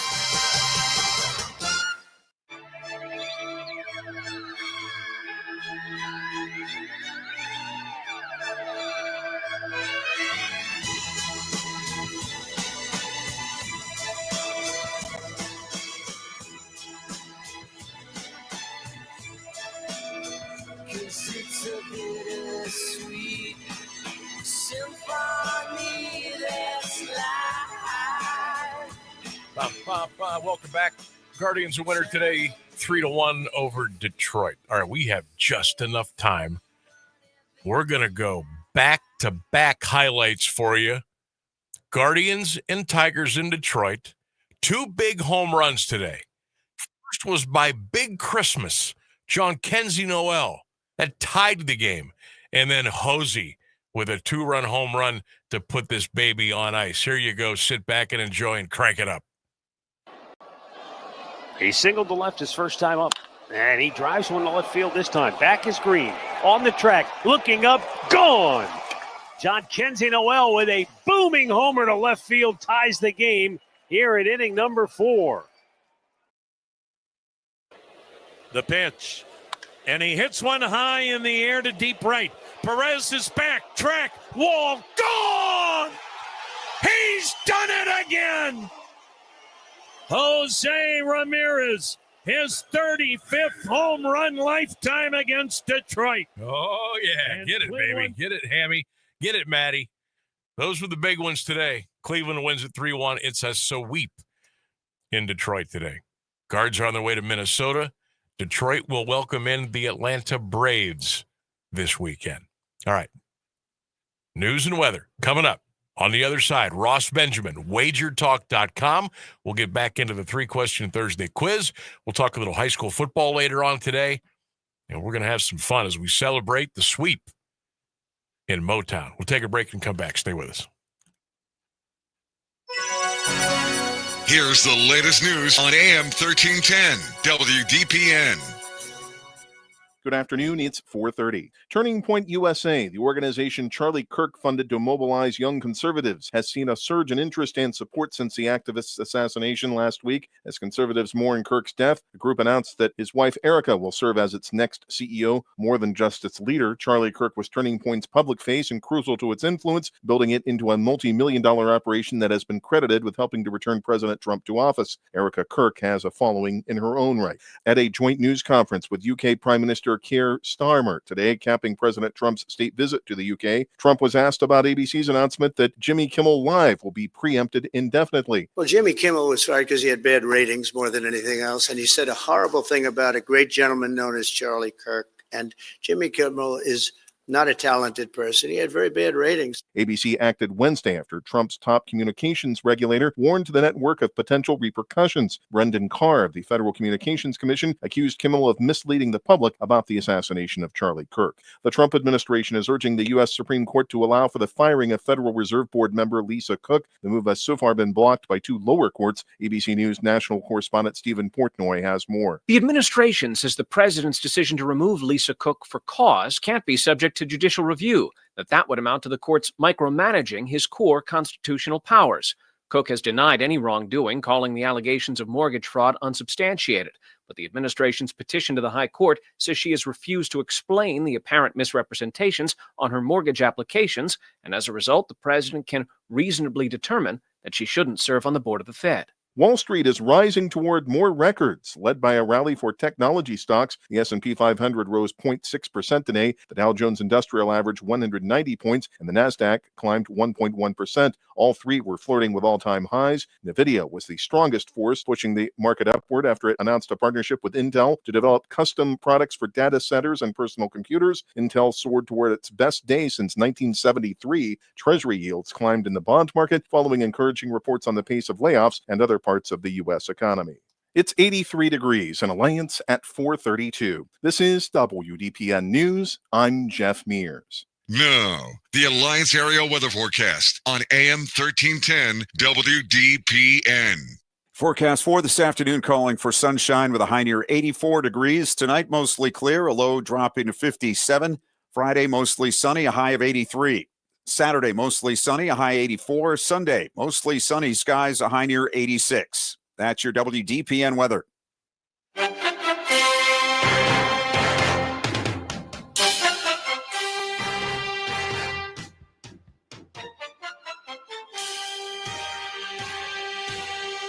Oh, you hear that music? That can only mean one thing. We're getting ready to talk a little football. We're going to handicap a little pigskin. College football, pro football. from WagerTalk.com, our guy, the legend, Ross Benjamin, checking in here on the Sam Bourquin Show, AM 1310 WDPN, and all of your 1310 WDPN social media platforms, X, Facebook, and don't forget the Q92 radio page on YouTube. Ross, the boss, happy Thursday, pal. Always a pleasure to be with you, Sam. Oh, I'm telling you, we're fired up today. We're so excited about the Guardians. I can't even Yeah, say. what about the Guardians, huh?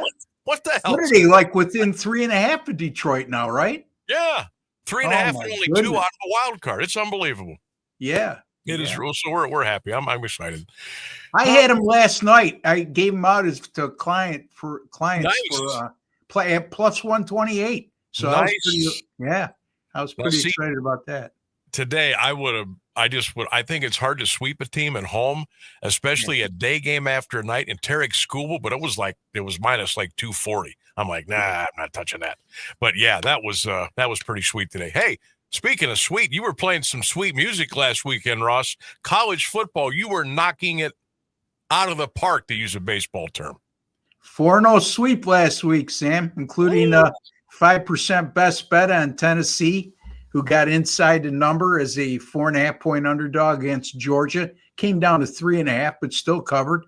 And rightfully so. They should have won the game outright, but their field goal kicker failed them in the last play of regulation time. But they can't get over the hump against Georgia. But look, I was happy I covered. And 4-0, now 10-5 on the year, plus 18 units, number one last year in win percentage and also units earned in college football. So quite pleased. Yeah, folks, what else do you need? Ross Benjamin, WagerTalk.com. That's WagerTalk.com. He is in Fuego right now. All right, we got a nice NFL card to look at. We're going to get to that here in a couple of minutes, but I just kind of threw out a couple of college games to you. Don't necessarily know how much you want to dig on these, but I looked at some of the matchups and I thought, oh, okay, these might be interesting. And for us here in Big Ten territory, Illinois and Indiana in a pretty big matchup on Saturday.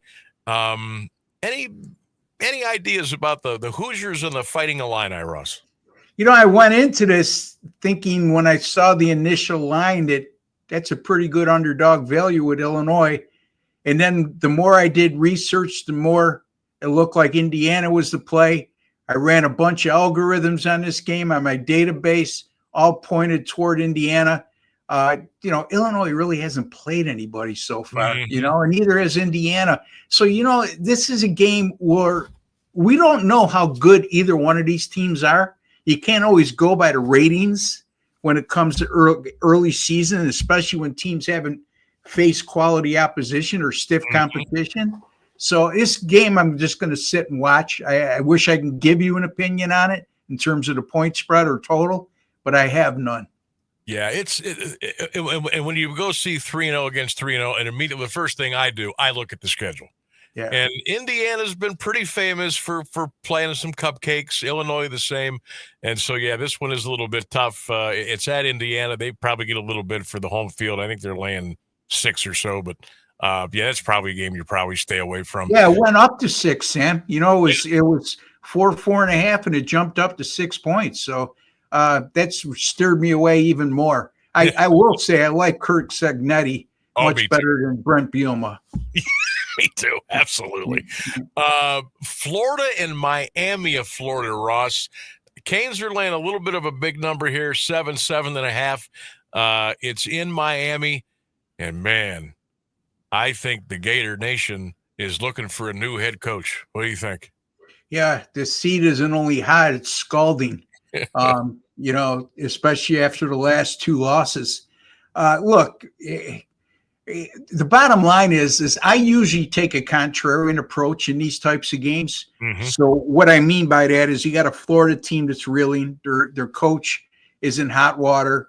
They're facing a red-hot Miami team that looks like they're a true national title contender. And the line went from 9 to 7.5, which means some really sharp money went that way. But, I just can't pull the trigger. I just think when you stop and look at just one simple fact, the common opponent, South Florida wins at Florida. okay, as a huge underdog. They go on the road against Miami last week as a 17-point dog, and they get annihilated. 49-12, and Miami racked up 575 yards of total offense. And, Miami's defense is shown to be pretty damn good. When you look, even they played Notre Dame in their season opener. So it's not like they played cream puffs so far. They did play Bethune-Cookman, like everybody has an FCS opponent early on, right? But I mean, there are two games against FBS opponents against Notre Dame and South Florida, two pretty good teams. And they came up on top. I'm going to lay the points here with Miami. I just think, the Florida money, everybody's waiting for Florida to wake up. But, that's like trying to catch an inside straight in poker and going all in, so. I think old Billy's in trouble down there in Gainesville. Ross Benjamin is our guest. We're breaking down a little college football here on the Sam Bourquin Show. Again, WagerTalk.com, WagerTalk.com. We're also going to put up here on the screen a way you can get right to Ross's winning selection. So those of you that are watching right now, be on the lookout. We're going to pop that address up there for you, and make sure you check that out. I apologize to Ross. I sent you another game. I marked it Auburn, Tennessee, which is completely ridiculous. Yeah, I knew what you meant. It's Auburn and Oklahoma, a battle of 3-0 teams. Boomer Sooner laying 6.5 at home. Any feel for the Tigers in Oklahoma? Yeah, I really like Oklahoma in this game. Okay. This game has gone up to 7 now, and rightfully so. You look at the Sooners. Look, I love the quarterback that transfer from Washington State, John Mateer. He's to me, he's throwing a few interceptions, okay, but he reminds me a little bit of Josh Allen when he was young. And now I'm not saying he's going to develop into Josh Allen. But what I mean by that, he's willing to take risks, and he can hurt you with both his arm and his legs. And he's put up 1,100 yards of total offense between his legs and arm in the first 3 games. In this Oklahoma defense, allowing 6.3 points per game and 181 yards per contest. Jackson Arnold on the other side, quarterback for Auburn, former quarterback at Oklahoma last year. So you think Brett Venable doesn't know this kid, doesn't know how to defend him? And I just think we have a clear edge in terms of the quarterback situation. As far as Auburn's defense goes, yeah, they big win against Baylor in their first game, but they gave up over 400 yards of passing in that contest. I just like the favorite here. I just think we're on the right side here. Yeah, Oklahoma laying 7 against Auburn in Soonerland. Ross the Boss Benjamin all over Oklahoma there. WagerTalk.com, WagerTalk.com. We are blessed to have Ross Benjamin with us here every Thursday at 4:35 on AM 1310 WDPN. A couple other college games, Ross. I'm just going to throw them out. If you want to comment, fine. If not, we'll move on. I just thought these were just semi-interesting. Michigan, Nebraska. The Huskers are at home catching 2.5 against the Wolverines. And a little further out west, T-Tech and Utah. The Utes are laying 3 at home against the Red Raiders. Starting with Michigan, look, I think the wrong team is favored in this game, and I know that's hard to say because Nebraska, they seem to get their fans' hopes up, and then they let them down. But I just think this is a different year. Nebraska, to me, has looked very good in the first 3 games. And let's not forget, again, Michigan, true starting quarterback that's a true freshman. I'll get it out one way or the other. 18 years old and is one road game at Oklahoma this year, and the Michigan offense really stalled, and he was ineffective. Plus, he's not getting a lot of help, Sam. True. His skilled position players are not helping him out whatsoever. And I just think, again, I think Nebraska wins this game. I mean, yeah, I'll take the 1.5, 2 points, whatever you want to give me. But I think Nebraska is the better team in this matchup. I just think that Michigan's getting too much respect because of the brand name, So it's a different year, different season. Give me Nebraska in this one. 100% agree. All right, my friend, let's go to the National Football League. You got some great matchups we're going to talk about here again. Ross Benjamin with us from WagerTalk.com. let's let's save our Brownies and the Packers for last. Let's start with Ohio's other team, Cincinnati and the Minnesota Vikings on Sunday. Two backup quarterbacks going at it, huh, Sam? The backup quarterback situation worked out pretty well with Cincinnati last week. But, now you got a week to prepare for them. And Minnesota's defense is pretty darn good.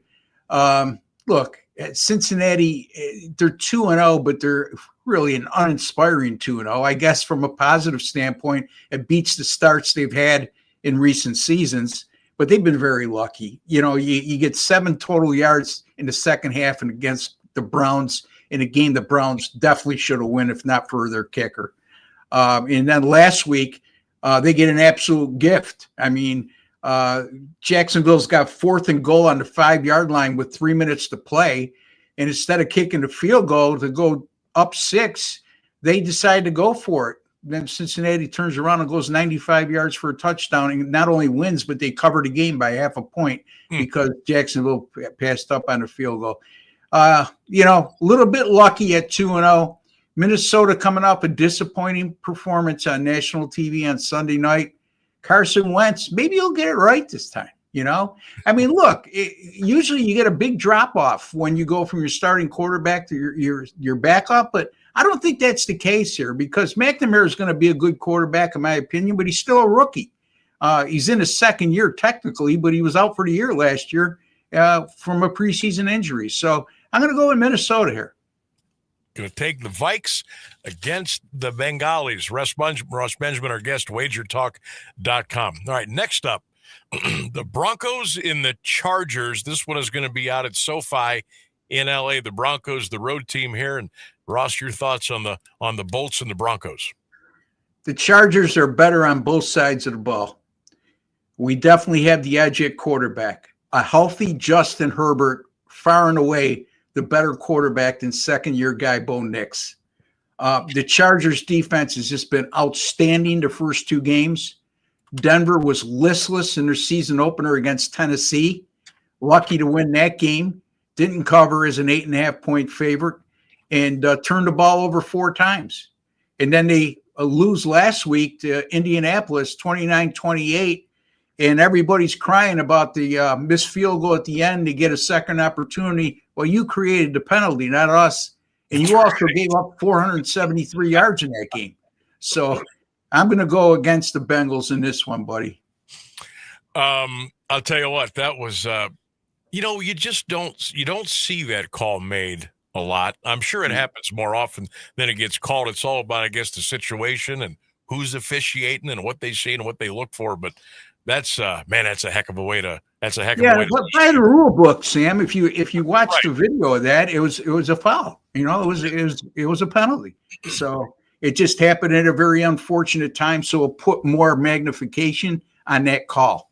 But it was justified. It's a hell of a way to lose, though. You're right. Yeah, it is. All right. Next up, the Chiefs and the Giants. Holy cow, Ross. The Chiefs are 0-2. Yeah. 0-2. And they're a legitimate 0-2 team. I mean, they haven't looked good. I mean, they only lose by 3 to Philly, but you thought they'd be in a revenge spot. You thought they would avoid 0-2, and they didn't. And they lose their season opener in a game that probably wasn't as close as the final score indicates against the Chargers. Now they go on the road and they're laying a touchdown against the Giants. And the Giants found the ray of hope last week. They should have won that game, losing to Dallas in overtime, putting up a lot of offensive numbers. And Russell Wilson, who we both had thrown into the grave and shoveling the dirt on him last week, all of a sudden was a revival reclamation project in 1 week. So I just think, look, the Giants, they're the type of team that finds ways to lose. But I think in Kansas City State right now, and the Giants is an 0-2 team, Kansas City is an 0-2 team, and the home underdog, I like the home underdog here. I think they get inside the number. They stay competitive throughout this game. All right, so Ross has got the Giants against the Chiefs on Sunday. Real quick, a reset, Ross, for the NFL. Bengals, Vikings, you had who? I had the Vikings. You got the Vikes, and then the Broncos, Chargers. You've got Chargers. Chargers. All right. There's the picks for the NFL. Oh, I forgot. We must talk about the Cleveland Browns and the Green Bay Packers. Right now, the Packers are between 8 and 8.5 favorites on the road at Cleveland. The Browns kind of, they miskicked one away against Cincinnati. Last weekend did not surprise me one bit against Baltimore. Before we break down the Chiefs and Browns, Ross, what were your thoughts on the Baltimore-Cleveland game a week ago? Again, I think the final score is a little bit misleading when you look at the fact that how many yards did Baltimore have in that game? 241 or so? Yeah. Yep. But it's 2 straight games now the Browns have lost, and they've outgained their opponents. So the Browns defense probably looks a lot worse by just looking at that final score than what they really are. I think they've played well over the first 2 games, and I think that will help them in this matchup against Green Bay. You got to be aware of these 0-2 teams, especially as a home underdog. As a matter of fact, since 2017, Game 3 0-2 teams that are home underdog, and they allowed 27 points or more in their previous game, like the Browns have, they've gone 10-1 against the spread in those spots since 2017. They won 7 of the 11 outright. The average line in those 11 games was plus 5.5, a little lower than what we're looking at here. But still, that's even a better sign with the Browns catching 7.5 right now, I believe, Sam. So I like the Browns here. I don't mean to kiss people's behind in the territory you're in, but honestly, I truly like the Browns in this spot. Green Bay 2-0 in their first 2 games, both at home. Browns coming home, and again, they don't shoot themselves in the foot. They don't turn the ball over. They don't miss chip shot field goals. Maybe they'll have a chance to win this game, but I definitely think they'll stay inside this number, and I think they'll take this game down to the wire. Just a couple of stats, and I know you're fully aware of these. Total yards against per game. The Browns are number 1 in the NFL. Yeah. They're giving up 191.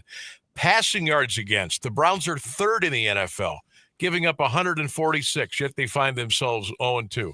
And yeah, I think the number's probably a little bit big here. I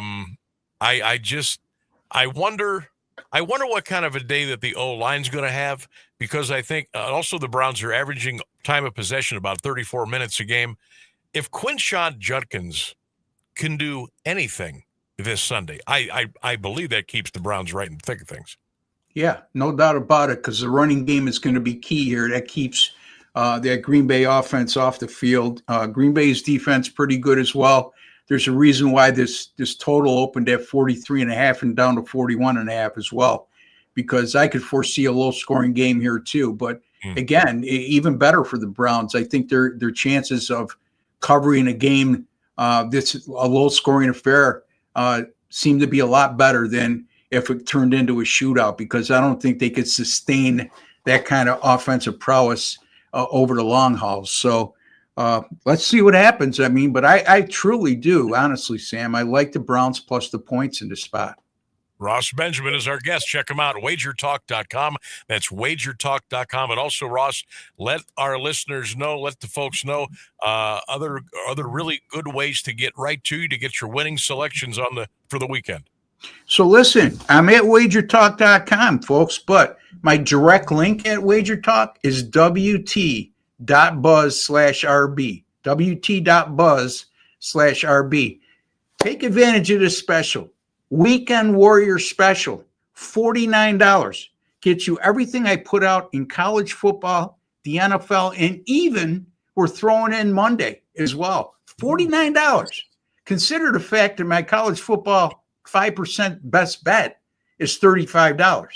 So for another $14, you're getting the rest of my college football that went 4-0 last week, that was number 1 last year, and all of my NFL. So WT.buzz/RB. And don't forget baseball too, folks. If you like to bet baseball, I'm number 1 at WagerTalk this year in terms of units earned, up over 80 units, and on a current 97 and 65, 60% run in Major League Baseball that dates back to the second week in May. So a lot of good stuff there, folks. I mean, these free picks are nice, okay, but let me put a little pocket change into your bankroll. So let's go. And then, let's go. Little jingle in the pocket this weekend. Yeah. There it is. It's up on the screen right now. Grab that, everybody. WT.buzz/RB. That's WT.buzz/RB. That'll get you right to our man, Ross Benjamin from WagerTalk.com. And again, a great deal this weekend. $49 gets you all the college, all the pro, and it'll get you Monday night selection as well. Ross, I got a couple of folks that chimed in here during our talk. They just want to just kind of pick your brain a little bit. Jets Buccaneers this weekend. New York +7. Baker was awesome on Monday night, and it looks like Tyrod Taylor is going to be the quarterback for New York. That's Captain Checkdown. It's a tough Captain Checkdown. That's right. Yeah, as you well Browns fans well know. About Captain it's a tricky one because Tampa Bay starts out 2-0 with both wins coming on the road, and now they come home as a home favorite against a Jets team to look hapless last week. It looked like they were going to be a very good team, or a much improved team, after week one. Put up some good offensive numbers, but last week against a Buffalo defense that got shredded against Baltimore, they were only able to get like 150 yards of total offense. So you'll not get me to pull the trigger on the Jets, and I'm a little skeptical with teams like Tampa Bay that are laying a touchdown after coming through with two road wins, or two close road wins, okay? So, I mean, Atlanta, they got outplayed. They came away with a win. And last week, if not for Baker Mayfield's heroic last drive, they would have come up short there too. So a little bit of a misleading 2-0. So I'm going to stay away from this game. Yeah, that's got written all over it. Justin says, Ross, what about the Steelers and the Patriots? He's a big Pittsburgh fan here by the looks of things. Steelers are given what 1.5, 2 against New England. Yeah. Look, the Steelers ran into a brick wall against Seattle last week, and a lot of teams have, because Seattle, a lot of people don't realize, going back to last year, they've gone 8-1 on the road, since the start of last year. And New England coming off a win against Miami, I don't know how much you can hang your head on that, because Miami's a mess. The talent's there, but man, oh man, Sam, the culture there, and McDaniel, he's under fire, and the general manager's under fire. I like Pittsburgh here. I like Pittsburgh a little bit in this matchup. I think when push comes to shove, they're the more talented team on paper. And I think they come up with a win here at New England in a game that will probably go right down to the wire. Yep, no doubt. Ross Benjamin, our guest. Check him out. WT.buzz/RB. That'll get you right to Ross. Get those winning selections this weekend. He's got a great special again. Ross, tell everybody listening about the big special you've got going on. Again, it's the Weekend Warrior Special. WT.buzz/RB. $49 will get you all my college football, NFL, and Monday night game, all for $49. And that includes my 5% best bets in both college football and the NFL. Those 5% best bets, if you buy them individually, it's $35. So I think anybody out there who has any math in their power could do the math and know this is an absolute steal. So $49. Take advantage of that offer, folks. Also, Major League Baseball, $179 will get you right through the World Series. The rest of the regular season, right through the World Series. I'm having a terrific Major League Baseball season. And NFL, been a little bit unlucky, Sam. I've lost 5 games in the first 2 weeks by a combined 5 points. Oh. And very aggravating. Arizona last week, 27-3, late in the third quarter, and I'm laying 6 points in Here, they blow a 27-3 lead and win 27-22. Who blows a 27-3 lead against the Carolina Panthers when you lose? They're late in the third quarter. Kyler Murray. Yeah. Yeah. That is, you know what, though? You just bounce back. Those Yeah, things. I always say in yous out there who handicap on your own, you always have to assess your losses. You know, instead of it bothers you immensely when you lose a game like that, but you got to let it go, because when you assess your loss the next day, would you have made the same pick tomorrow? And if you could unequivocally say, yes, your handicapping's good, you had a little bit of bad luck on your side, like being up 27-3 late in the third quarter and being on the 11-yard line of Carolina, and he throws an interception, when you're in field goal range on 3rd and 15 or 3rd and goal from the 11. Yeah. That would have been the difference in winning and losing. So those are the types of things you have to assess and not panic and not overreact, and really take a good hard look at things. I mean, you really assess when you lose things badly and you're not even in the same ballpark. Then maybe you need to make a tweak. But if I could give any kind of advice in that regard, hopefully it doesn't fall on deaf ears. You got it. Ross Benjamin, WagerTalk.com. Get right to the winning picks. WT.buzz/RB, the big weekend warrior package, only $49. Jump on that. Ross is on fire. Ross, always a pleasure, my man. Great stuff again, as always. Good luck this weekend, and we'll see you next Thursday. Thanks for having me, Sam. You bet. There he goes. Ross Benjamin, WagerTalk, WagerTalk.com. All right. Hey, we got the news. We got the weather coming up. Before we get there, though, ding, ding, ding, ding, ding. Guardians sweep the Tigers today. Cleveland 3, Detroit 1. The Guards are rolling. The news is next. An Alliance tradition for over half a century. You can always count on WDPN Alliance.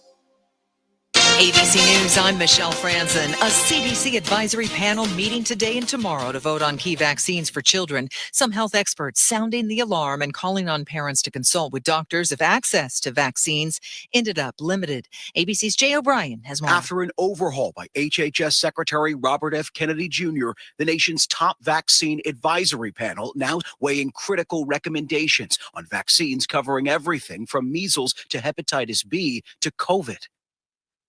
Spirit Airlines announced it's planning to cut capacity by 25% starting in November. It comes less than a month after the bargain airline filed for bankruptcy protection for a second time. Spirit's CEO also says layoffs are on the table. Word today, 3-time Cy Young Award winner and Los Angeles Dodgers pitcher Clayton Kershaw will retire after the season. Stock indexes ended higher today on positive economic data. This is ABC News.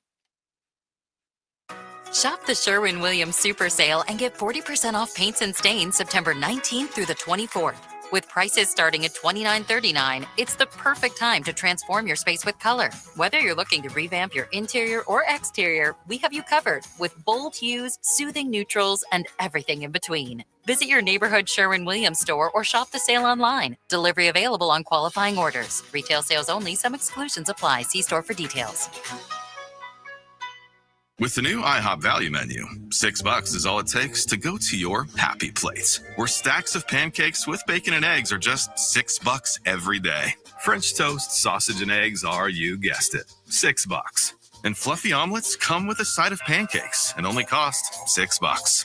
Go to your happy plates every day at IHOP. $7 in some locations. Available every day for a limited time at participating restaurants in the U.S. Hours may vary. No substitutions. Not valid with other discounts or promotions. Prices may vary. Now, the latest Alliance area news from Jeff Mears on AM 1310 WDPN.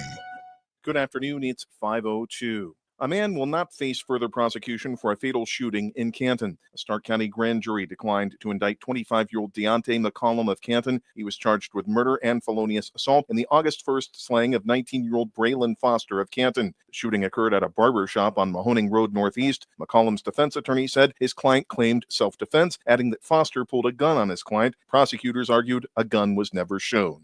The reposting of social media posts criticizing conservative activist Charlie Kirk and his wife is generating backlash against Canton City Councilman Darren Maley. The Ward 1 representative shared posts originally posted on a Facebook page called The Other 98%. Charlie Kirk was assassinated last week. Maley added the phrase, "bye-bye," following a post about Erica Kirk. The posts were later deleted. Online comments have expressed anger. Some are calling for Maley's resignation. Maley, who was appointed in February after the death of Councilman Greg Hawk and is up for re-election in November, says he wasn't celebrating anyone's death. He emphasized they were reposts. Drought conditions have expanded across northern Ohio over the last several weeks. That's according to the National Weather Service in Cleveland. August was the driest August on record in Ohio since 1885. The National Integrated Drought Information System says the state's total rainfall was down 2.4 inches from normal, with a little more than 1 inch statewide recorded. The U.S. Drought Monitor shows moderate and severe drought conditions in Stark County. Carroll County is under an extreme or severe drought designation, as is most of Columbiana County. Moderate conditions are reported in Mahoning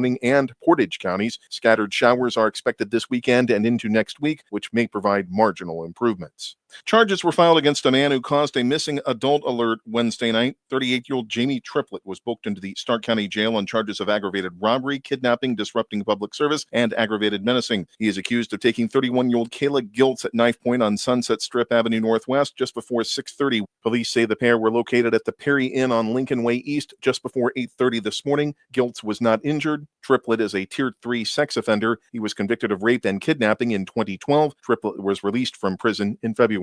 A Stark County grand jury has indicted a man on charges stemming from a drug raid in Canton. 30-year-old Rashawn Phillips of Canton faces charges including cocaine trafficking and possession, aggravated drug trafficking and possession of a fentanyl-related compound. He was arrested at a Dorothy Avenue Northeast home August 7th. The Metro Narcotics Unit and Medway Drug Enforcement Agency reportedly seized over 2 pounds of cocaine, 1 pound of meth, 783 meth pills, and 20 fentanyl pills. $5,000 in cash, a handgun, and multiple vehicles were also seized. Roads in the Canton area could lose their state route designation. ODOT is proposing the State Route 297 label be removed from Raff Road, Tuscarawas Street, and U.S. Route 30 service roads between Raff and Whipple Avenue. A public meeting will be held at the Stark County Richville Drive Outpost October 9th at 5 p.m. The roads are in the city as well as Canton and Perry townships. They would remain open with the same right of access and property addresses. Jurisdiction and maintenance will be unchanged on the portions of the roads within city limits. Jurisdiction and maintenance on Raff and Canton Township would revert to the county. 2 men accused in separate incidents are formally charged by a Columbiana County grand jury. 44-year-old Adam Heilman of Brackenridge, Pennsylvania, was indicted on charges including felonious assault, failure to comply, and compelling prostitution. He allegedly agreed to pay for sex with an undercover officer portraying a 15-year-old girl. Brackenridge drove away from a sex sting and led police on a chase that ended in Beaver County, PA. The indictment says the incidents happened in January and February of 2024. 66-year-old William Keel of Lisbon was charged with pandering obscenity involving a minor and illegal use of a minor in nudity-oriented material. A police search of his West Spruce Street home revealed images of nude children on a computer. The alleged activity occurred July 18th.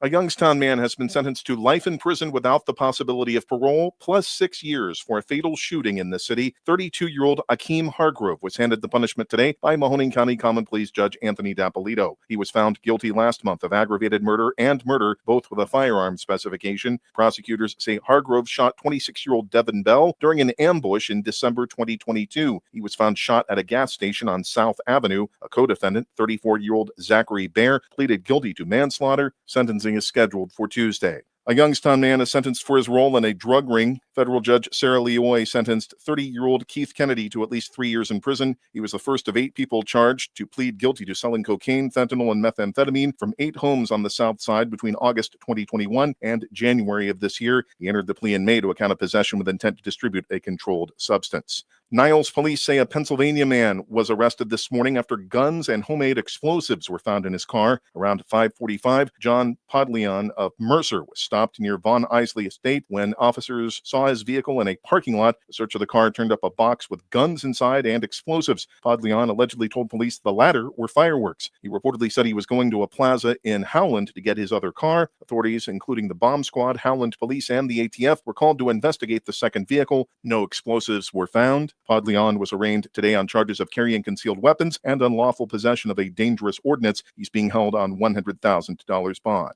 A Franklin County judge issued a ruling Wednesday to temporarily block a law that would reduce the number of teacher-elected representatives on the board overseeing the state teachers' retirement system. Franklin County Common Pleas Judge Andy Miller granted a temporary restraining order to prevent changes to the board composition from taking effect until a preliminary injunction hearing is held. The STRS manages retirement benefits and investment strategies for more than 150,000 teachers across Ohio. Under the most recent state budget, the Ohio legislature approved a change that would shift control of the board, giving political appointees a majority. Currently, the 11-member board is composed of 7 teacher-elected representatives and 4 political appointees. Calls made to police and fire in Bath Township through the non-emergency numbers are now being answered by artificial intelligence. The city is partnering with Summit County Regional Dispatch so that dispatchers might be freed up to handle more serious 911 calls. If you call the non-emergency line there, you will end up speaking with Eva. She is programmed to interact intelligently with callers, reacting to what they are saying, displaying a real-time log of the conversation for dispatchers, and creating a summary that can be used for an incident report. The township entered into an agreement with the program's Seattle-based creator with a 5-year contract paid for through 911 fees collected through the county.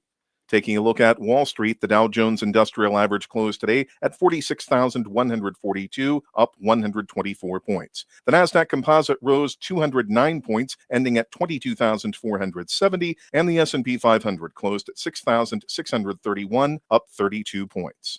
It's 84 degrees and Alliance at 509. This is the local edition of WDPN News. I'm Jeff Mears. Here's the latest forecast on AM 1310 WDPN. Sunny skies for your afternoon with a high near 84 degrees. Tonight, mostly clear skies, a low at 57. Friday, mostly sunny, a high near 83. Saturday, mostly sunny, a high near 84. Sunday, mostly sunny, a high of 86. That's your WDPN weather. Live from the AM 1310 WDPN studio, it's time for live and local sports talk. It's the Sam Bourquin Show. I'm ready. Give the show a call at 330-821-1310. Good call, meatball. Watch the Sam Bourquin Show on the AM 1310 Facebook page, the Q92 YouTube page, and on X. This is the Sam Bourquin Show on AM 1310 WDPN. Ohtani smashes the ball right center field. It is gone in 51. And Perkins down the right field line. It is a fair ball into the corner.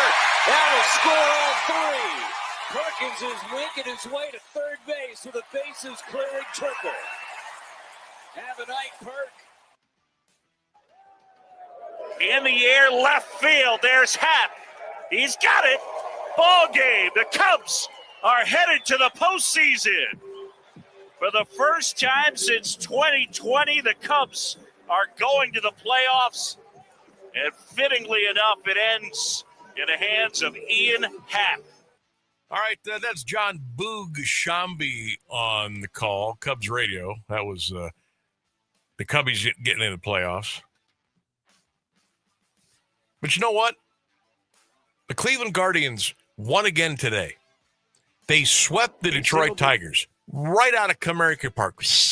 Get out of here. 3-1, Cleveland. Tanner Bybee pitched his rear end off today. The bullpen was outstanding. And John Kenzie Noel hit a bomb. Hosey hit a bomb. And the Guardians win it 3-1. They are 3.5 games out of the division now behind Detroit. They are 2.5 games out of the wild card. And if we get a little bit of help from the Athletics today, that would give us a little closer to the wild card. Let's see what happened in Fenway Park today. Your final score. Oh, where did it go? Where did it go? Your final score, the Athletics beat the Red Sox 5-3. So the Guards chop another half game off the wild card. Ha-ha! I love it. Cleveland on their way to Minnesota as we speak. Guards and Twins this weekend. Detroit will welcome in Atlanta. And then next week. Let's see. Tomorrow's the 19th. Saturday, Sunday, Monday, I think Tuesday. Yes. Game 1 of that series with Detroit. The Tigers and the Guardians, 6:40 on Tuesday night. And I know the kids are back in school, and I know the temperatures might take a little bit of a dip, and I know it's a weekday.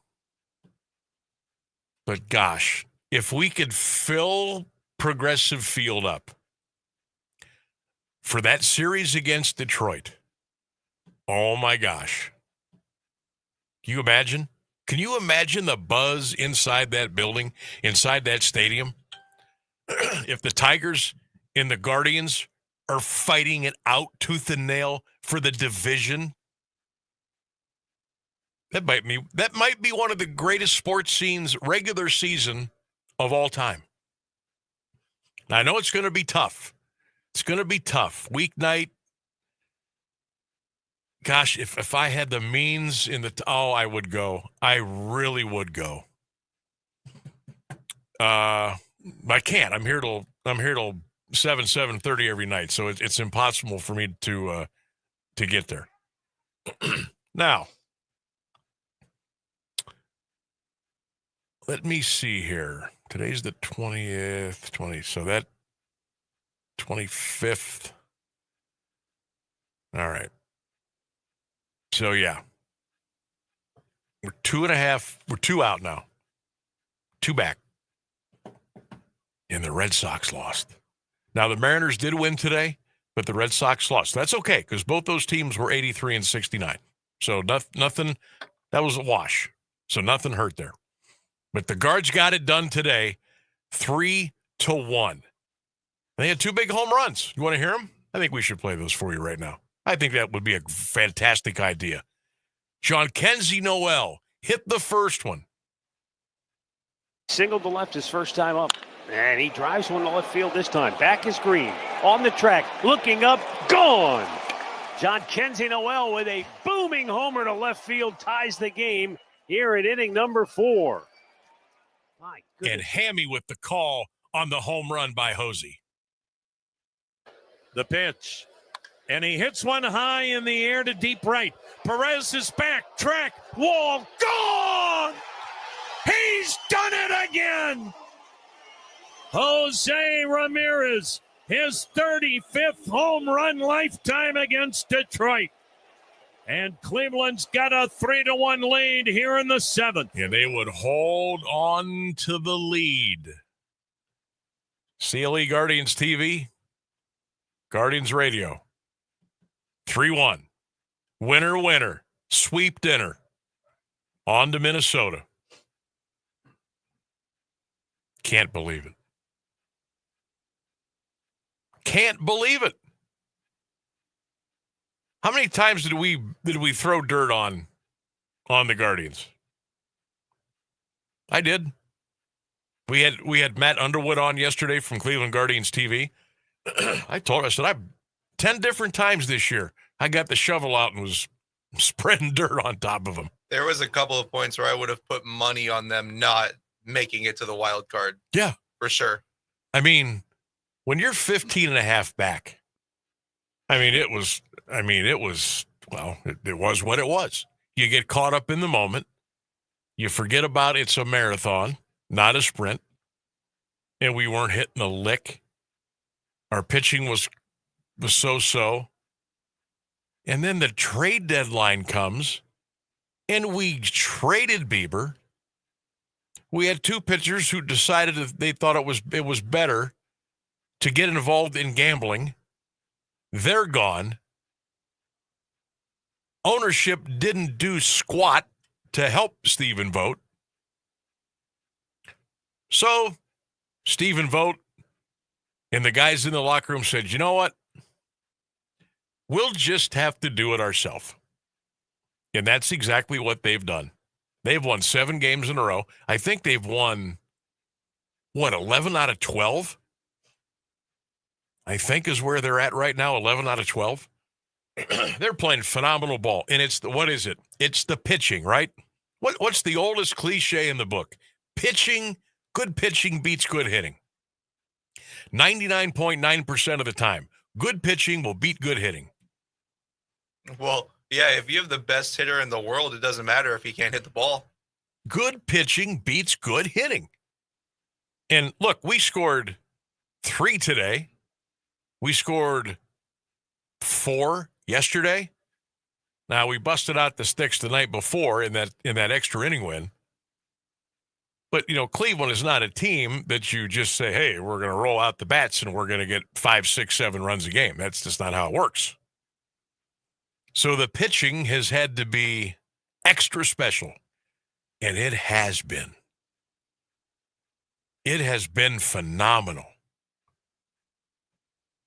I didn't see today coming. Tarek Skubal against Tanner Bybee, that didn't look real appetizing to me this morning when I woke up. I said, man, what a way to try to extend a streak. We got to go against one of the best pitchers in baseball. And look what happened. Look what happened today. They hung around. Tanner Bybee kept us in the game. Detroit took the early lead. Big Christmas tied it. And we were tied at 1 for a long, long time. And you heard the call there. Hosey put one out. And that was all she wrote. Tigers, they really never even threatened. I think they got a guy in first. I think the bottom of the 8th inning. They never threatened the rest of the way. The Cleveland bullpen shut them down. Hunter Gaddis finished it off in the bottom of the 9th inning. Cade Smith finishing things off most of the time at the end, in the back end of the bullpen. Sabrowski. Junis. Are you kidding me? That's just not supposed to be. That is not supposed to happen. But our bullpen has been lights out. Absolutely lights out. Now, I don't know if they're going to make this miraculous comeback. I don't know if they're going to get a wild card spot. I certainly hope. I think they deserve it.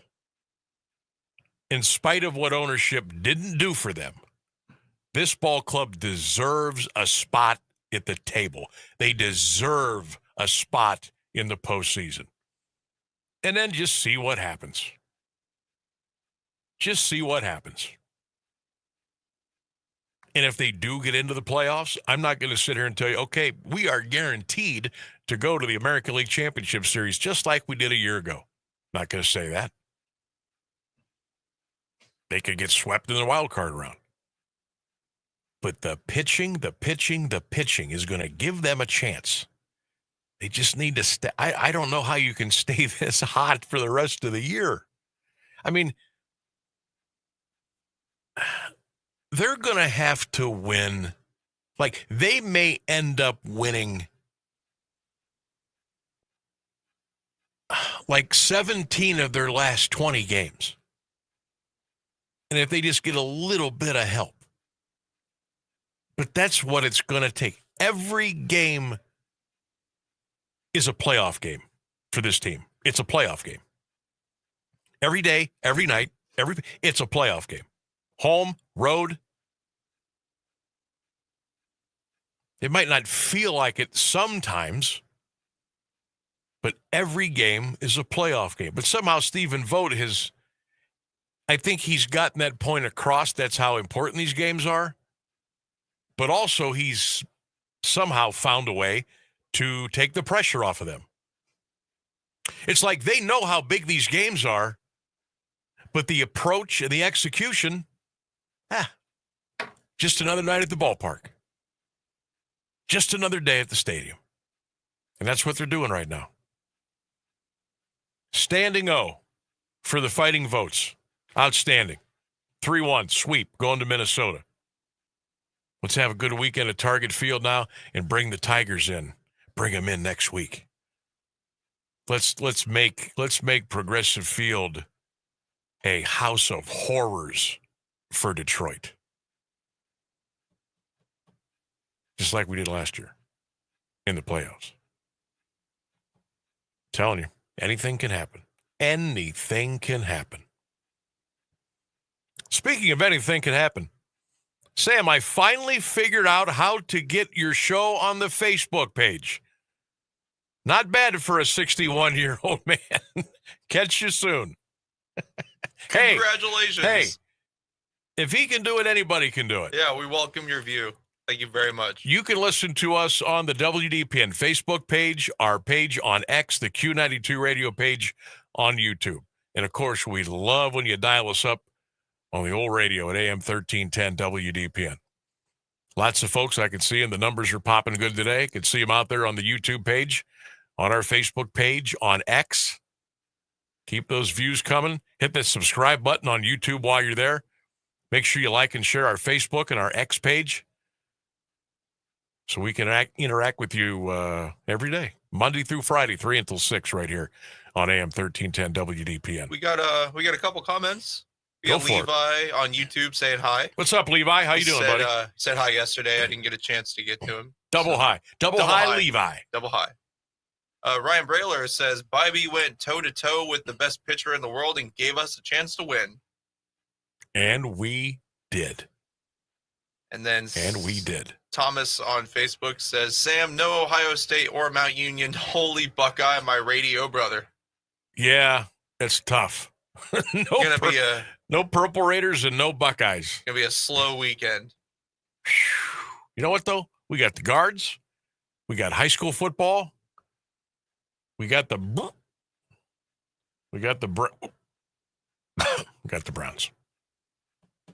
Watch the Browns go out and win Sunday. We got the 3-question Thursday quiz rolling today, too. Hit us up on our social media. Question number 1, Browns-Packers. Who wins on Sunday? Who wins? Who do you got? Question number 2, with the demise of late-night TV, what programming would you put on instead? What would you like to see for late-night TV instead of the talk shows? Because those are going the way of the dinosaur. What would work? What's good programming? There's been some great ideas today. We'll share those with you on the other side here.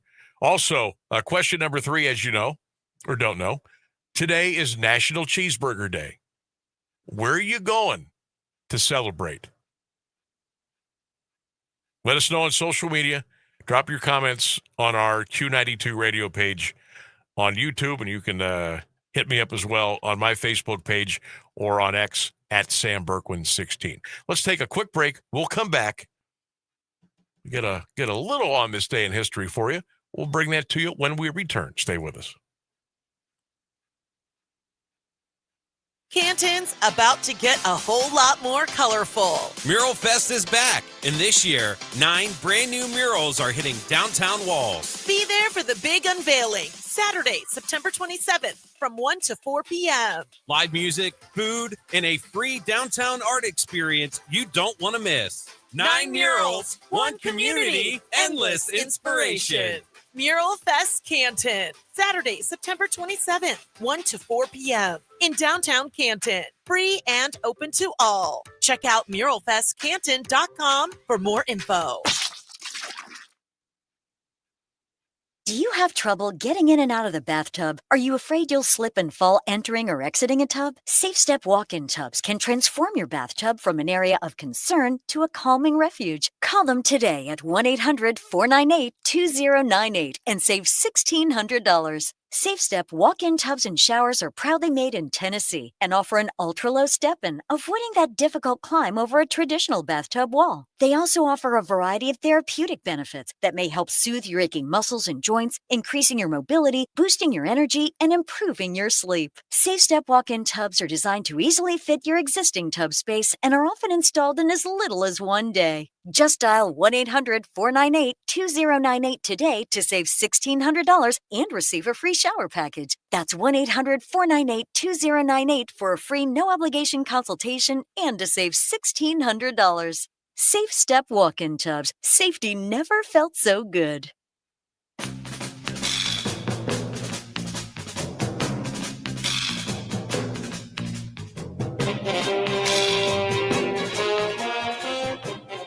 It's time for On This Day in Sports History. We do it every Monday through Friday about this time here on the Sam Bourquin Show. AM 1310 WDPN. Man, I could listen to this music all day, all night, while I'm sleeping, while I'm in the car. Oh, man, ready to suit up. Ready to suit up right now. Go out in the parking lot. Who wants to play a little tackle football out in the yard over here on Smith Avenue? Let's go. On this day in sports history, what do you say we go back to 1915? The first asphalt-covered automobile race track was opened in Cranston, Rhode Island. That's crazy. 1962, Charlie Finley was told, no, you're not allowed to move the athletics to Fort Worth, Texas. On this day in 1965, Mickey Mantle played his 2000th career game. On this day in 1972, Art Williams became the first black umpire in National League history. On this day in 1993, the Anaheim Mighty Ducks played the Pittsburgh Penguins in their first NHL preseason game. How about that? The Mighty Ducks, 1993, into the NHL. And on this day in 1997, boy, two of the best. Seve Ballesteros and Nick Faldo were elected to the PGA Golfers Hall of Fame. That is on this day in sports history. The news and the weather is next on AM 1310 WDPN. Now, the latest area news on AM 1310 WDPN. Good afternoon. It's 5:30. President Trump is asking the Supreme Court for an emergency order to remove Lisa Cook from the Federal Reserve's Board of Governors. The president turned to the High Court today after an appeals court refused to go along with his effort to oust Cook, who participated in Wednesday's Fed vote cutting its key interest rate. Trump wants to reshape the Fed's 7-member governing board. He accuses Cook of mortgage fraud related to properties in Michigan and Georgia. The administration says the president may reasonably determine interest rates should not be set by a governor who appears to have lied. Cook denies lying and refuses to step down.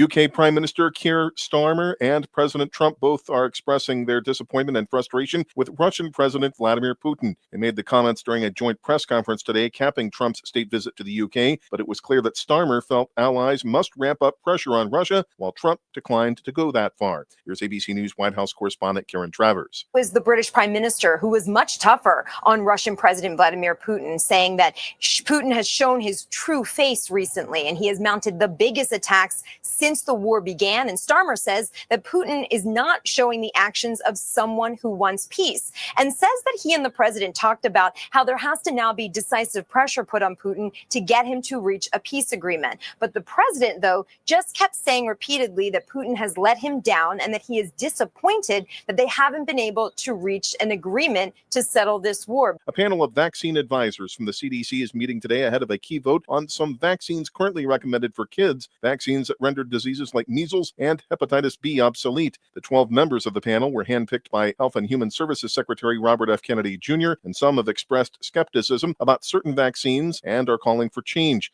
Here's ABC News medical correspondent Dr. Darian Sutton. Last year, we saw the highest number of cases of complications from flu infections secondary to reduced participation to flu vaccination. So what I fear from these conversations is that people will fear and see a conflated risk associated with vaccines and not realize the very real risk of preventable diseases that we're trying to fight against each and every day. Experts say changes in the vaccine schedule could create new barriers in access, especially for over half of American children who get shots through federal funding. Police returning to a home in the rolling farmland of southern Pennsylvania in search of a suspected stalker encountered a barrage of gunfire that left 3 of them dead and 2 wounded. All 3 slain officers and a 4th who remains hospitalized worked for the Northern York County Regional Police Department. Law enforcement and court documents say the gunman was 24-year-old Matthew James Ruth. He had been charged in court papers filed Wednesday. It's 83 degrees in Alliance at 5:32. This is WDPN News. I'm Jeff Mears. Here's the Alliance Area Weather Forecast on AM 1310 WDPN. Sunshine in the forecast for this afternoon with a high near 84 degrees. Tonight, mostly clear skies, a low near 57. Friday, mostly sunny, a high near 83. Mostly sunny Saturday, a high near 84. Mostly sunny Sunday, a high near 86. That's your WDPN weather.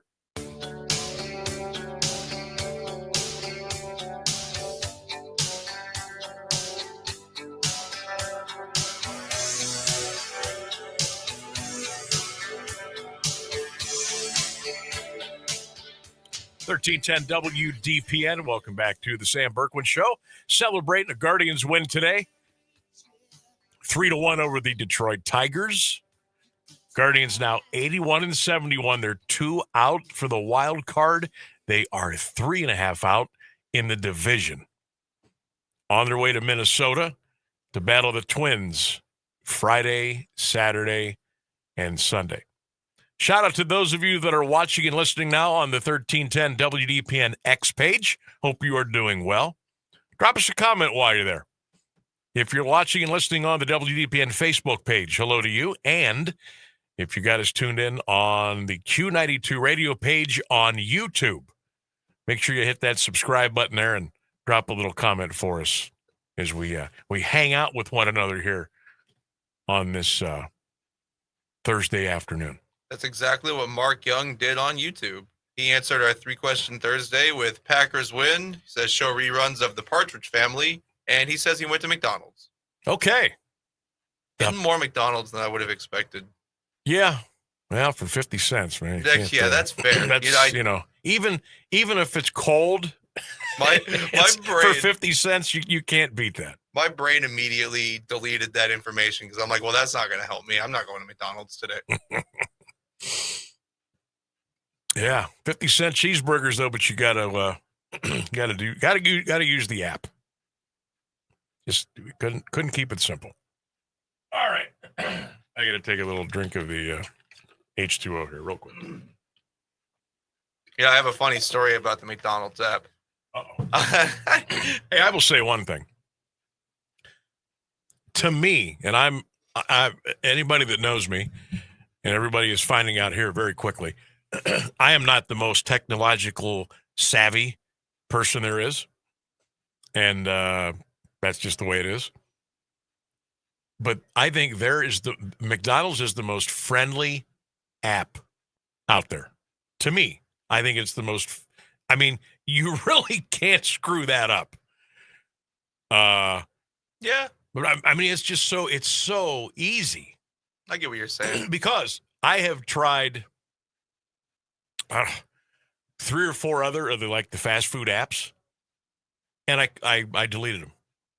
I was like, no, it should not be this difficult when I order I said, forget it. So I only have one. That's the Arches. That's the only one I have. I will. The Jimmy John's app, very good. Is that pretty easy? Very good. Okay. And usually if you make an account and you haven't used the Jimmy John's app before, they'll give you a free sandwich. So, now usually these apps, you go to the Play Store, you download the app, right? Yep. But it's using the app at the time of orders, what some of these places really made it difficult. No, Jimmy John's is very easy. You can even set to pay with cash when you pick it up and just pay, bring cash when you pick it up. Okay, that's kind of right up my alley there. Yeah, I like that. I would definitely use the word user friendly with the Jimmy John's app. Okay. I love that app. They're always giving you free stuff every 5-6 orders. Pretty fast. All right. Maybe I'll try that. Doug says the Packers will win by 35 no, he's got the Packers 35, the Browns 5. He says late night TV was never the same after Carson. How is he celebrating Cheeseburger Day? He said, I just smashed a cheeseburger at Nathan's. All right, Dougie. Appreciate you writing in here today. Again, 3-question Thursday quiz. If you want to get in, you still got some time. Packers, Browns, who wins on Sunday? Late night TV is dead. What would be the best programming to replace it with? National Cheeseburger Day today. Where are you going to celebrate? A lot of people today said they want to watch reruns of sitcoms and old shows. we got 2 or 3 votes for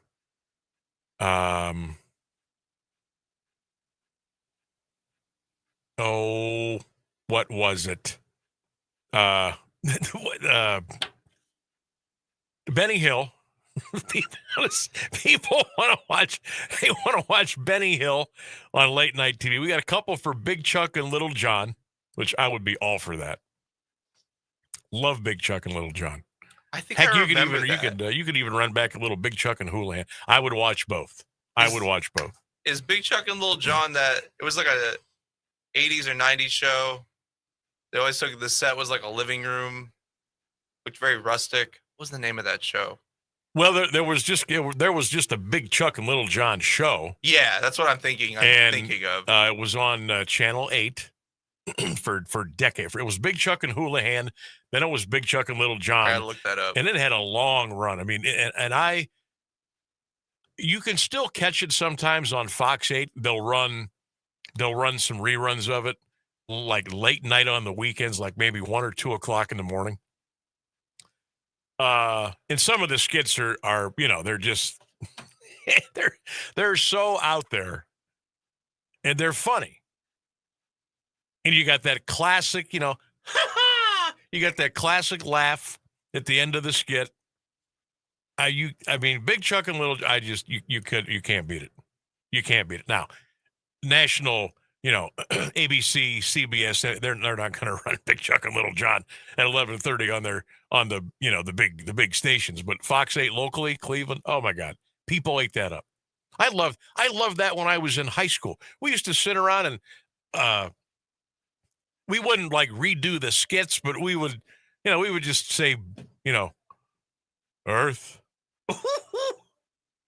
death. I mean, infinite. It's just, trust me, I'm not doing a very good job of it, but it's so funny.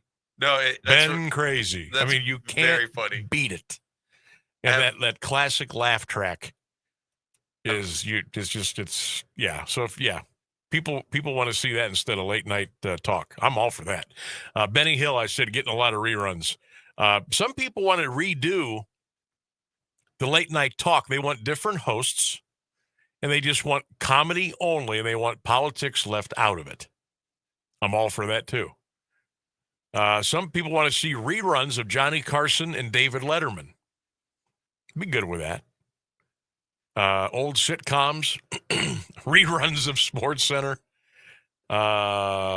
comedies. There's another one for Benny Hill. So they're coming in. Let us know on our social media platforms what you would like to see. I still love the one that Peggy sent over. She was like our first or second one in. She said she wants to see Murder, She Wrote. She said, Jessica Fletcher was my idol. Her voice would put me to sleep. I guess that's like a backhanded compliment. I think that's a compliment. Yeah. Yeah. Her voice would put me to sleep. But don't you want to watch it? Or you just want to fall asleep to it? I guess there's certain things, and again, no disrespect to the shows, that's like you turn on.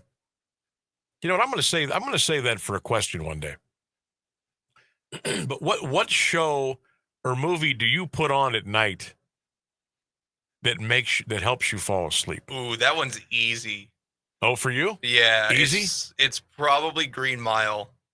My son just watched that in high school. I love the Green Mile so much, but that movie is like a lullaby to me. No kidding. Yeah. I can. It's only if I'm tired. If I want to watch the Green Mile, it will keep me awake. But if I'm like tired and I want to go to bed, I'll put on the Green Mile. It like soothes me to sleep. It's like a warm blanket. I love that movie. No kidding. Yeah. My son's I think in history class they watched the Green Mile this week, and they got a test on it, I think, next week. They have a test on the Green Mile? Oh yeah. That's awesome. Oh yeah, test on the Green Mile. Jesus, I'd be so much better at school nowadays. See? What the hell? What are you doing? I'm very angry. What are you doing? What happened? And I'm gonna miss parent teacher conferences tonight though.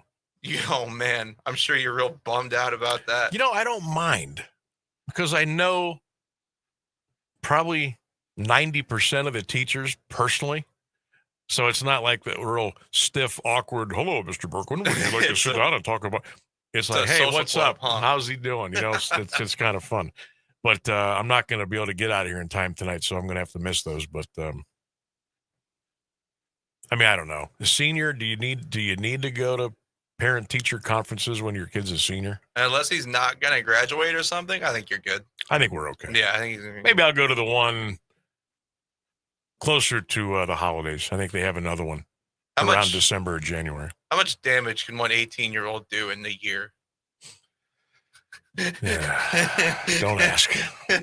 don't ask. Hey, we were all 18 once. We know the answer to that question. Yeah, I know. History at its finest. History at its finest. I didn't want to update everybody. Got a couple of notes regarding the Youngstown Ursuline situation, which, again, that's not a whole lot going on there now until it goes to court and they start bringing up stuff that happened with the lawsuits that were filed. There were 2 of them. This, from what I'm hearing, 105 students now have transferred from Youngstown Ursuline. That's students. Looks like around 35 or 40 went to Warren Harding. Around 10 or 15 went to Warren Champion. Those are like the top 2 schools as far as where the kids are going. And I'm hearing that there are some schools already that have canceled sports contracts with Ursuline for the 26-27 school year. Got that information a little bit ago. So just kind of wanted to pass that along to you. High school football tomorrow. Central Catholic Alliance from Mount Union. We'll have the game on WDPN tomorrow night at 7, the pregame at 6:30. I'll be broadcasting the show tomorrow from the Dom Capers press box. Going to try to check in with Coach Goodman, and I think he's going to bring up his fantastic quarterback, defensive back, do everything, J.R. Jackson. So they'll be on the show tomorrow. I think we're looking at like 4:10, 4:15 for that tomorrow. We're going to be talking with Nick Shook, NFL.com, around 4:35 tomorrow. We'll talk NFL. We'll talk Browns. We will get you ready for a big weekend of high school football and a whole lot more. That's tomorrow beginning at 3 right here on AM 1310 WDPN. Now, the high school football schedule for tomorrow goes like this. Central Catholic Alliance, AM 1310 WDPN. Tomorrow. Q92 Radio, Clint and the crew. They will have Lakewood St. Ed's versus Massillon. That's tomorrow night, pregame at 6:30, the kick at 7. Q92, radiosports.com. We've got 5 more games for you. Green Jackson, McKinley Perry, Hoover Louisville, Minerva St. Tom, and Canton South at Northwest. 7 big games for you tomorrow between here, AM 1310 WDPN and Q92 radiosports.com. As we mentioned a couple times, bye weeks this week for Mount Union and Ohio State. So no Buckeyes and no Purple Raiders this weekend. Next weekend, Ohio State makes a long trip out to Washington. They'll take on the Huskies on Saturday at 3:30. Next Saturday, we'll make a little trip up to Berea. Myself, Ryan Bevere, as the Purple Raiders will take on Baldwin Wallace. That's next Saturday. Kick at 1:30 right here on your home of the Purple Raiders, 1310 WDPN. All right, I know a lot of you are in survival leagues. You play the survivor game with the NFL, and you put some money in, and you pick one team per week that will win. And the usual rule is you can only pick one team for that year. So there's a little bit of a strategy to it. And let's just say you're still alive, okay? And there's some big paydays for this. I mean, there's a lot of people do it locally. Some get into that. There's a big Circa Survivor pool out in Vegas where you can win like $15, $16 million because so many people get it. And you got to put up a pretty good chunk of change, too, to get in that. But if you're in a Survivor League this weekend, got some picks for you here, courtesy of Yahoo. The number one pick this week is the Seattle Seahawks. They've got them at a 77.6% probability to win over the Saints. It says, like the Cardinals last week, picking the Saints requires a leap of faith, and their defense will be able to limit the opposing quarterback. And the home side's QB won't make a crucial mistake to keep the underdog in it.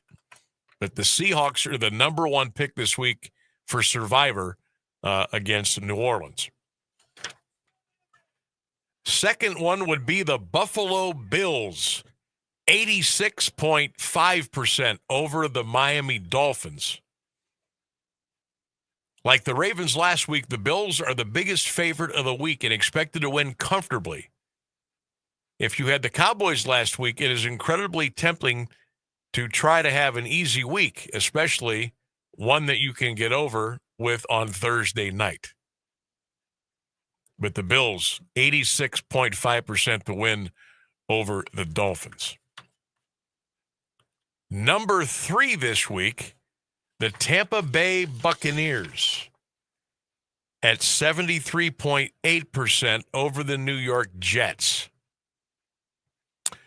For Tampa, returning home on a short week doesn't set up great after a last-second win. But they got the Buccaneers almost 74% to beat the Jets if you're doing the Survivor thing. We'll give you one more pick here. Yeah, the Falcons they've got at 68, almost 69% over the Panthers. It says you'll note the Falcons aren't listed as a top 18 team above, but the reason they've made the list is due to how poorly the Panthers have played so far this year, and the news of 2 starting Carolina offensive linemen having suffered injuries, keeping them out of the game. This game was lined near Pick'em as recently as last week, so Atlanta, being a significant favorite, is a new development off just 2 data points earlier in the year. So they like the Falcons in Survivor here to just beat the Panthers almost a 69% clip there. The Browns right now are between a 7.5 and 8-point favorite. If you missed our conversation with Ross Benjamin today from WagerTalk.com, and by the way, you can listen to that. You can watch that interview again and get those winning selections in our podcast. Those will be up after the show's over on our social media platforms. Ross kind of likes the Browns plus the points. He also liked the Vikings over the Bengals, Chargers over the Broncos, and he liked the Giants catching points against the Chiefs. To run down his college picks, he liked Miami of Florida over the Gators. He liked Oklahoma over Auburn. And he liked Nebraska over Michigan. But again, if you missed Ross's picks, they'll be up in podcast on our social media platforms after the show tonight. At around 6:30, 6:45, they'll be up, and you can check those out. All right, Guardians are winner today. They beat the Detroit Tigers by the score of 3-1. Tanner Bybee was fantastic. The bullpen was fantastic. John Kenzie Noel, big home run today. Jose Ramirez, big home run today. And they beat one of the best in the game. They knocked Tarek Skubal out today. Guardians, 3 runs, 10 hits, no errors. Detroit, 1 run, 5 hits, no errors. Bybee the win. Melton the loss. Gaddis the save. 240 to play it. 34,267 at Comerica Ballpark today. Yeah, buddy. Hosey was 2 for 5 today. Gabby Arias 1 for 4. John Kenzie 2 for 4. Rocchio 2 for 4. Hedgie got a hit today, 1 for 3. Nolan Jones got a hit today, 1 for 3. The line on Tanner Bybee today, 6 innings, 4 hits, 1 run, 8 strikeouts. 2 walks. Outstanding. Heron goes an inning of scoreless. Allard an inning of scoreless.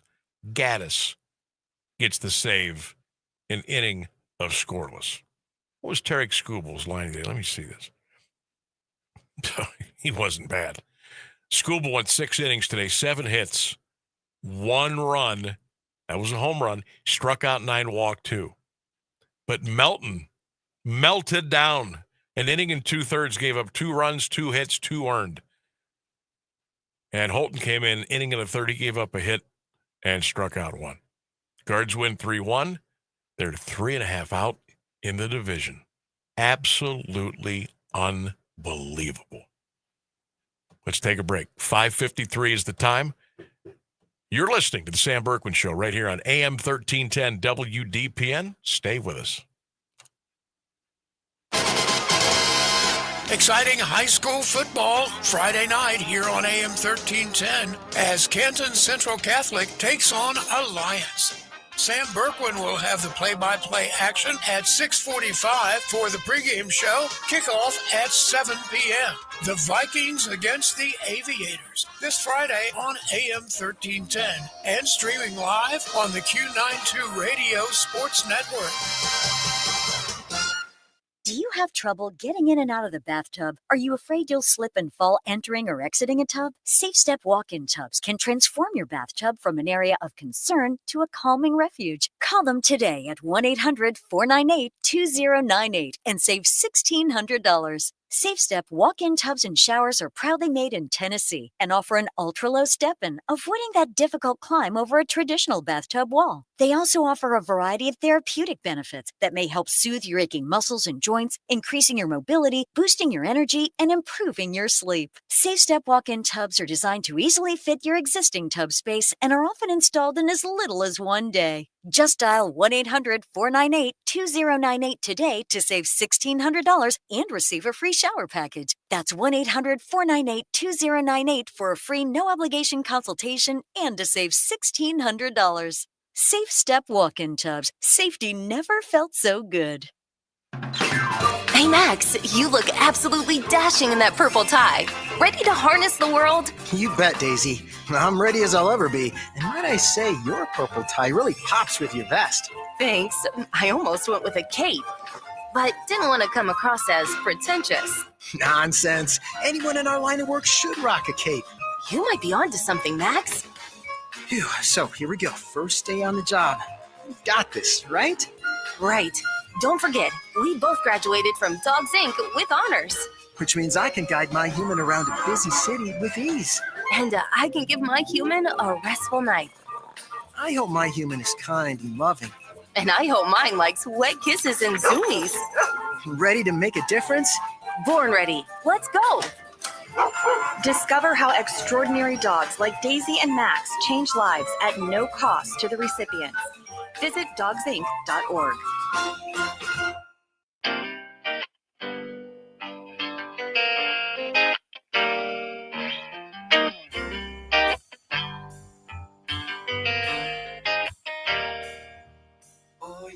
Oh, yeah. That's what we were saying after the Guardians game today. Oh, yeah. 3-1.